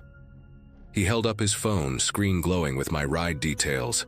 The first driver looked into his mirror, then shot me this sharp look, like I'd inconvenienced him on purpose. Without another word, he jerked the wheel and sped off, headlights off, slipping through the crowd in a way no sober person would ever attempt. A couple walking nearby jumped out of the way, shouting after him, but he didn't slow down. He just disappeared into the mess of brake lights and drifting smoke like he'd practiced that exit 100 times. I got into the real car, still trying to process how close I'd come to stepping into the wrong one. My actual driver, a guy named Marcus, kept glancing at me in the mirror with this concerned look, the kind you give someone who's clearly rattled but trying not to make a scene. He asked if everything was all right, and I told him what happened in a short, jumbled version. The moment I mentioned the missing digit on the plate, he tightened his grip on the steering wheel. He said other passengers earlier in the night had mentioned cars lingering near pickup zones, matching descriptions almost perfectly. Same make, same color, sometimes even the same aftermarket decals. Hearing that made my whole body tense up. The streets were choked with people leaving the fireworks, and every minute we crawled forward gave me more space in my head to replay the man's tone, the way he said my name with too much familiarity, like he'd practiced it. By the time we cleared the traffic and merged into quieter blocks, the excitement of the holiday felt like it belonged to a different day entirely. I kept checking the rear window even when I knew logically he wasn't behind us. Marcus tried to lighten the mood by talking about his plans to quit driving after the holiday rush, but even he couldn't hide how uneasy he seemed. At one point he said something that stuck with me. If someone's going through all that trouble to mimic a ride, they're not doing it for anything good. The thought of that made my throat tighten. I rolled down the window a crack to get some cold air, but even the breeze didn't help settle my nerves. Every charcoal sedan we passed made my chest tighten like I was seeing the same car again and again. When we reached my street, Marcus didn't pull away right after dropping me off. He waited until I was through the gate of my building before waving goodbye, something drivers almost never do anymore. Inside my apartment, the silence felt heavier than usual. My neighbors were still out celebrating, so the hallway was empty, and every little creak sounded too sharp. I put on water for tea just to have some noise, but even that didn't stop the jittery feeling running through me. My phone buzzed with a safety notification from the rideshare app, asking if I'd arrived safely. I clicked yes, then hesitated, staring at the little customer support icon. Part of me felt ridiculous reporting something that hadn't technically happened, but the other part kept replaying the man's impatient tone and how quickly he tore off once the real car arrived. Eventually, I hit the report button and typed everything out. I didn't expect much, maybe a generic response. But a few minutes later, my phone rang with a number I didn't recognize. It was a woman from the company's safety team asking if she could ask a few follow-up questions. Her voice was steady, but there was a seriousness underneath it that made me sit down. She confirmed that the car I described didn't match any registered driver in the area. Worse, 2 other riders had called earlier about similar incidents, though in their cases the fake drivers bailed before anyone could confront them. Hearing that made my palms go damp in an instant. The woman gently suggested I contact the police because the behavior matched a pattern they'd been alerted to. I called the non-emergency line because I didn't want to blow things out of proportion. But the moment I described the missing digit on the plate and the way the guy had said my name, the dispatcher's tone sharpened. She transferred me to an officer who asked for every detail I could remember. The cap, the angle he held his arm on the window frame, the way he kept glancing at the sidewalk instead of at me. While I talked, I paced around my living room, stopping every time I realized I didn't actually want to be near the windows.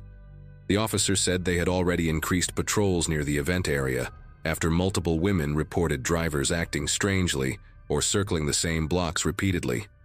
He asked if I could come in the next day to give a formal statement. I agreed, even though I barely slept after hanging up. At the station the following afternoon, the detective I spoke with laid out photos of different sedans, each one circled on maps showing their paths around the event zone. He pointed out patterns I wouldn't have noticed. Cars looping the same alleys, pulling into lots, then backing out immediately, hovering at pickup points with no assigned ride. He didn't say it outright, but I could tell from his expression that my encounter wasn't unusual that night. The fireworks had drawn out tens of thousands of people, and many were tipsy, distracted, or separated from their groups. Perfect conditions for someone looking to blend in and pick a target. The detective said one woman had actually gotten into a fake car earlier, but managed to jump out at a stoplight when she realized the driver was taking a route that didn't match her app. Walking home after giving my statement, I kept replaying how easily things could have gone in a different direction for me. The detective had explained that these men, or maybe it was just one group pretending to be multiple drivers, had refined their approach by watching how real rideshares interacted with riders. The greeting by name, the quick wave, the casual impatience. They had the script nailed down. That detail haunted me more than anything. They weren't improvising. They were practicing, planning, perfecting. My street felt different as I approached my building. Still familiar, but edged with the thought that danger doesn't always show up wearing something obvious or theatrical. Sometimes it looks exactly like what you're expecting. A few days later, the detective called to tell me they'd made progress. Surveillance caught the same sedan from my description weaving recklessly through a pedestrian crossing not long after it left me at the curb. They traced the car to an abandoned property on the outskirts of the city, but whoever had been using it had cleared out fast. No personal items, no gear, just a stack of fake plates in a cardboard box and tire marks in the dirt. The detective told me very plainly that I'd made the right call by stepping back and waiting for plate confirmation. He said that small hesitation likely kept me from becoming part of their pattern. I still think about that night whenever I leave a crowded event. How one missing digit saved me from stepping into a car, meant for someone who wasn't supposed to come back.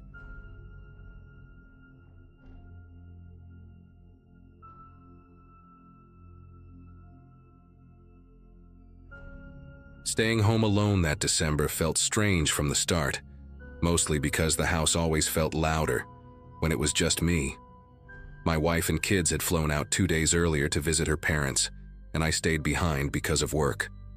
I remember thinking that the place seemed bigger without them, like the walls carried every little sound a bit too clearly. That night, the temperature had dropped fast, and the air inside felt sharper than usual, even with the heater running.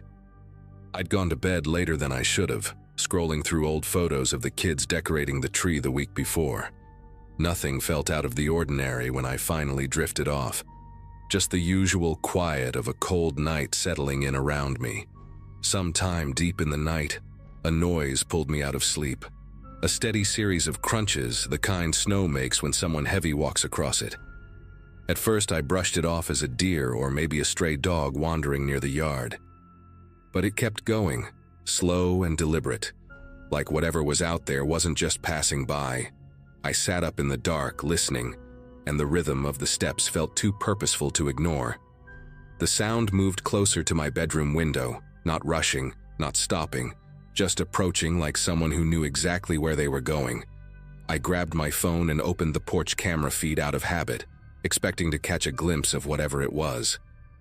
Instead of the usual grainy view of the front steps, the screen showed nothing but a cloudy blur, like the lens had been smeared with something thick. Not fog, not condensation, something that looked dragged across the glass by fingertips. That was the moment my chest tightened in a way I hadn't felt since the night my son wandered out of bed with a fever years ago. I got up quietly and moved through the hallway, every floorboard sounding louder than it ever had. The wind had kicked up outside, brushing frost against the siding, but beneath it I could still make out faint shifts in the snow. I stopped at the top of the stairs, trying to figure out if calling the police right then would help or just waste precious minutes. Then the testing started. A soft push against the kitchen window, followed by a faint rattle of the latch. Whoever it was took their time, moving from one ground floor window to the next, as if checking them off a list. I could hear the faint scrape of a gloved hand sliding along the glass before each attempt. The pattern was so methodical it made my mouth go dry. I backed into the hallway, keeping the phone against my ear as I finally dialed 911, whispering to the operator while trying not to make any noise that might give away where I was. The minutes stretched, each sound downstairs feeling like it was happening right beside me, and all I could do was wait for help while the intruder circled the house like they had all night to spare. The operator assured me officers were on the way, but with the holiday calls stacking up, she couldn't give me a clear estimate. I stayed crouched at the top of the stairs, listening as the intruder reached the sunroom windows. That one had an old metal frame, and the sound of the person pressing against it carried through the entire house. The way they moved made it feel like they'd studied the layout beforehand, lingering longer at the windows that were easier to unlatch, barely tapping the ones I always kept locked tight.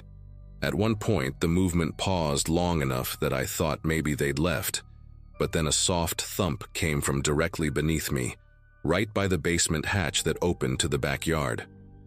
I felt a dull ache pulse through my arms as I pressed myself against the wall, trying to steady my breathing.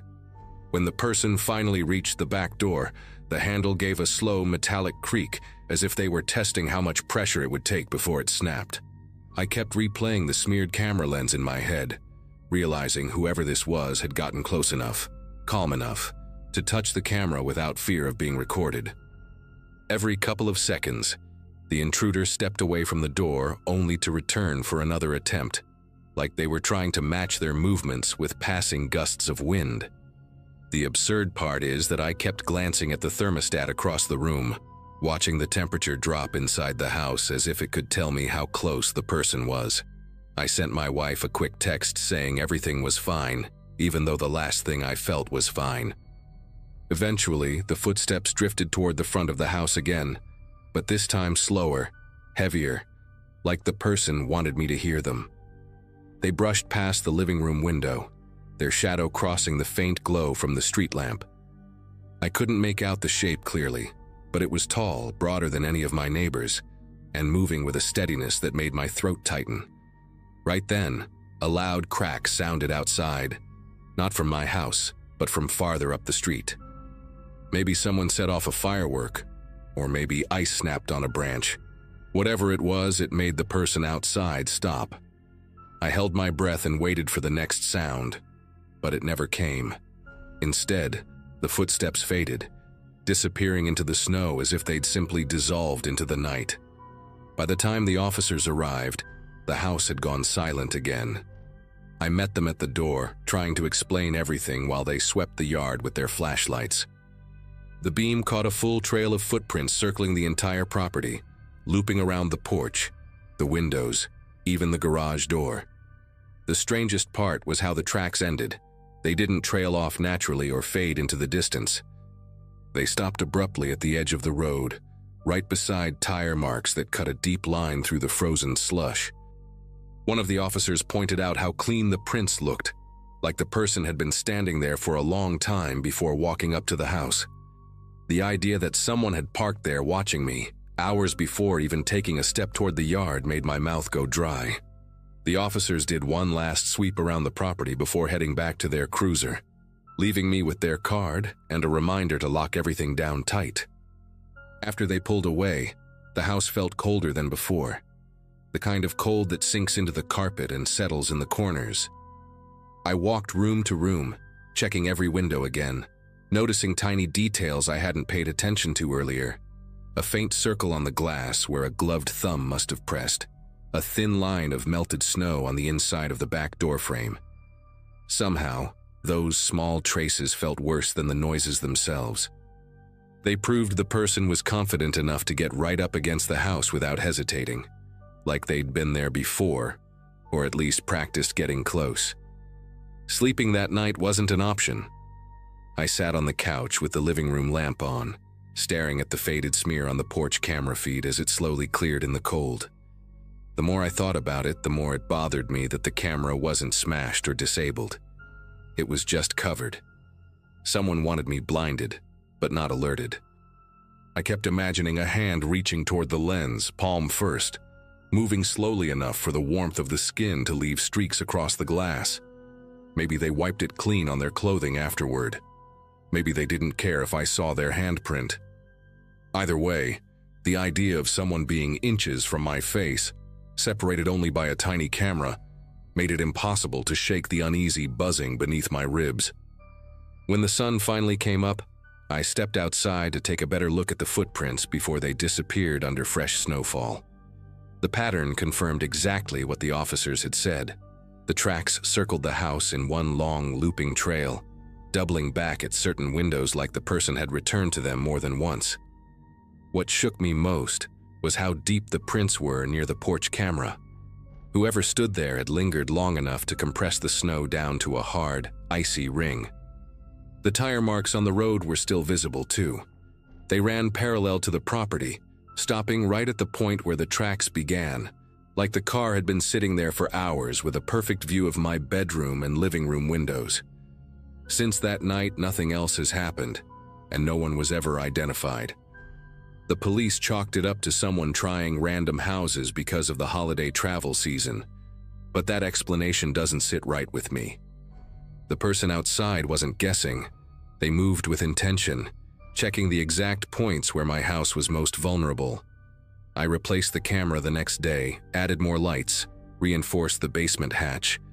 But the thing that sticks with me most is the quiet moment when the footsteps paused directly beneath my bedroom. It felt like they were listening, maybe for me, maybe for movement, maybe for something I'll never understand. The only comfort I've found since then is that they left after that single night, and for reasons I hope never to learn, they didn't decide to come back.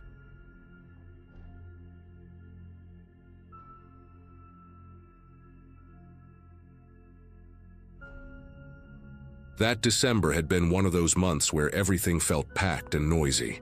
School deadlines, holiday plans, friends trying to squeeze in hangouts before everyone scattered. I'd gone to my friend Talia's house that evening to finish a history project and decompress a little. Her place sat a few blocks from mine, close enough that my parents didn't mind me walking as long as I texted updates. I remember leaving her porch with this mix of relief and tiredness, the kind that settles behind your eyes after a long day. The air had that prickly winter bite, and every breath came out in soft white clouds that drifted sideways with the wind. Streetlights hummed overhead, casting yellowish halos on the pavement. I pulled my hoodie tighter and kept moving, half lost in thoughts about finals, totally unaware of how fast that night was about to turn strange. The first sign that something wasn't right came from behind me. A quiet engine creeping along at a pace so slow it didn't fit the usual traffic on that street. I remember thinking it might be someone looking for an address, but the van kept matching my steps. When it rolled closer, I noticed the paint was a dull, uneven gray, the kind that looked hand-sprayed, almost chalky under the streetlight. The passenger window slid down just a few inches at first, and then all the way. A man with a round face and a scruffy jaw leaned out. His eyes had this unsettled darting pattern, like he was scanning for something beyond me. He asked where I lived, then said he could give me a lift before I froze out here, dragging the words like he practiced them. Something in the tone, flat but expectant, made me speed up. The van didn't peel off or yell anything. It just slowed even more, as if waiting for me to slip, hesitate, or get close enough to grab. I cut sharply across a yard I knew wasn't fenced, hopped down the other side, and bolted toward a side street that had a row of holiday lights blinking on a balcony. When I glanced back, the van had turned the opposite way, which almost confused me. Maybe they gave up? But that flicker of relief vanished fast when another vehicle, a dark compact car with a loud rattling muffler, entered the street from the far end. It drove past me once, then again, then a third time, this time slower. The windows weren't tinted, but the people inside kept their faces angled downward, only lifting their heads when they reached each corner, like they were trying not to be noticed yet searching at the same time. My house was still several blocks away, and the street I was on suddenly felt too open, too exposed. I ducked into the back lot of a small shop that had closed hours earlier, its metal security gate pulled down and locked.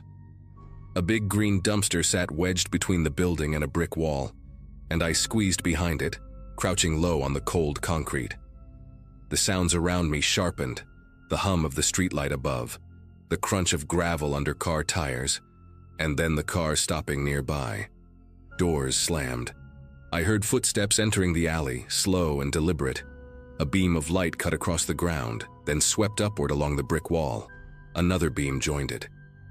One of the men called out, his voice echoing slightly, asking where the girl in the hoodie went.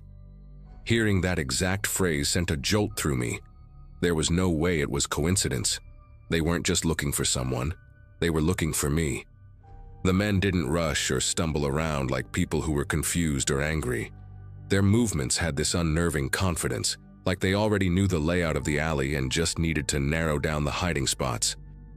One of them had a flashlight fitted with a long, narrow beam that sliced clean lines across the pavement. The other used a wider, bluish light that made the bricks glow faintly.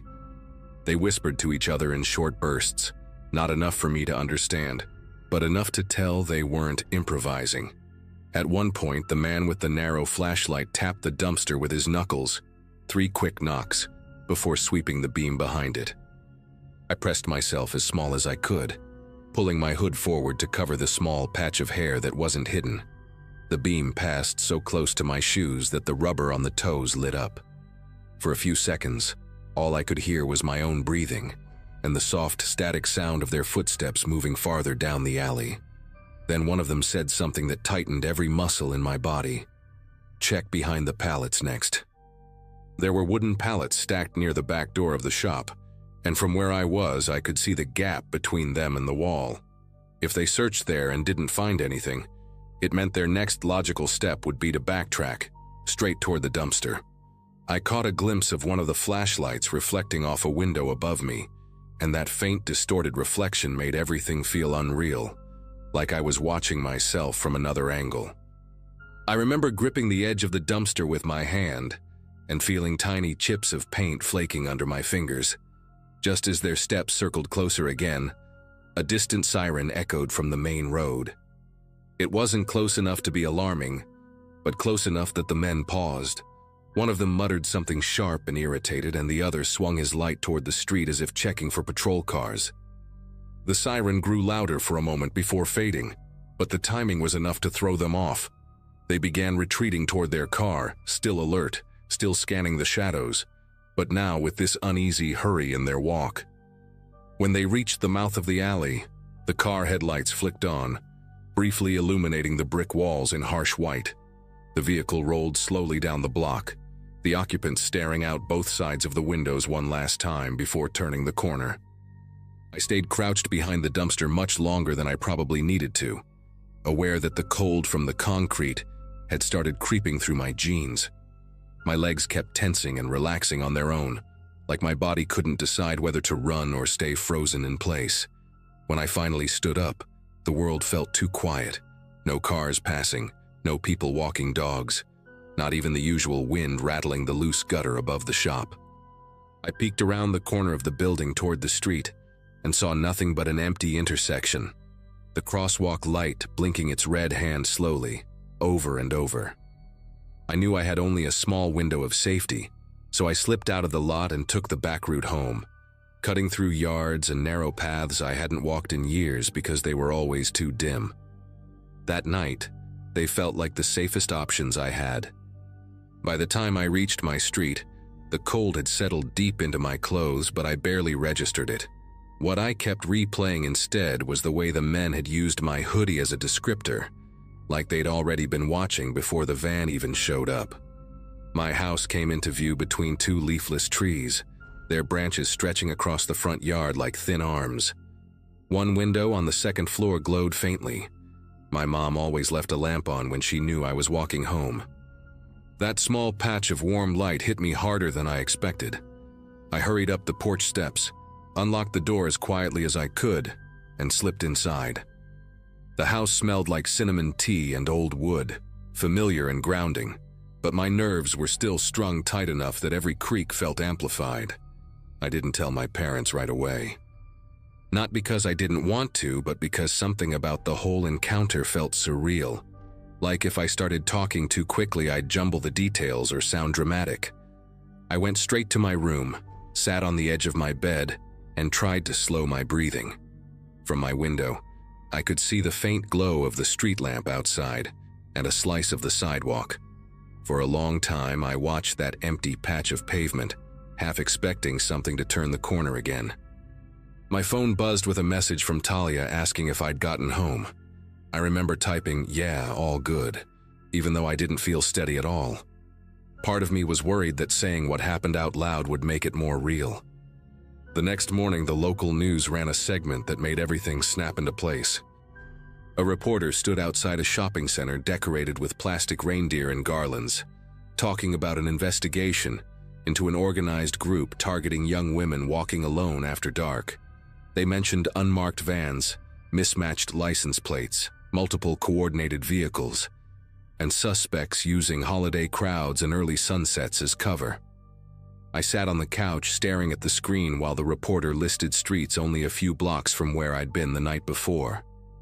When she said law enforcement had disrupted part of the operation, but were looking for more individuals who fled, a chill threaded through me. Not the dramatic kind, but the quiet understanding that the men searching that alley hadn't been random predators. They were part of something bigger, something deliberate. Later that day, I finally told my parents everything. My mom listened with this silent intensity, her hand covering her mouth. My dad kept asking for small details, positions of cars, which direction the van came from, how many voices I heard, like he could reconstruct the entire night if he gathered enough pieces. They contacted the police, who took the report seriously, but admitted they were already overwhelmed with similar tips. Still, an officer assured us they had patrols circling the area more frequently. For weeks afterward, I stuck to well-lit routes, refused to walk alone after dark, and avoided the alley behind the shop entirely. Even now, years later, when I hear a slow vehicle crawling along a quiet street, something in me tightens for a moment before logic catches up. I never learned who those men were or how long they'd been watching the neighborhood, but I know this much. If I hadn't trusted that first flicker of instinct, I might not have made it home at all.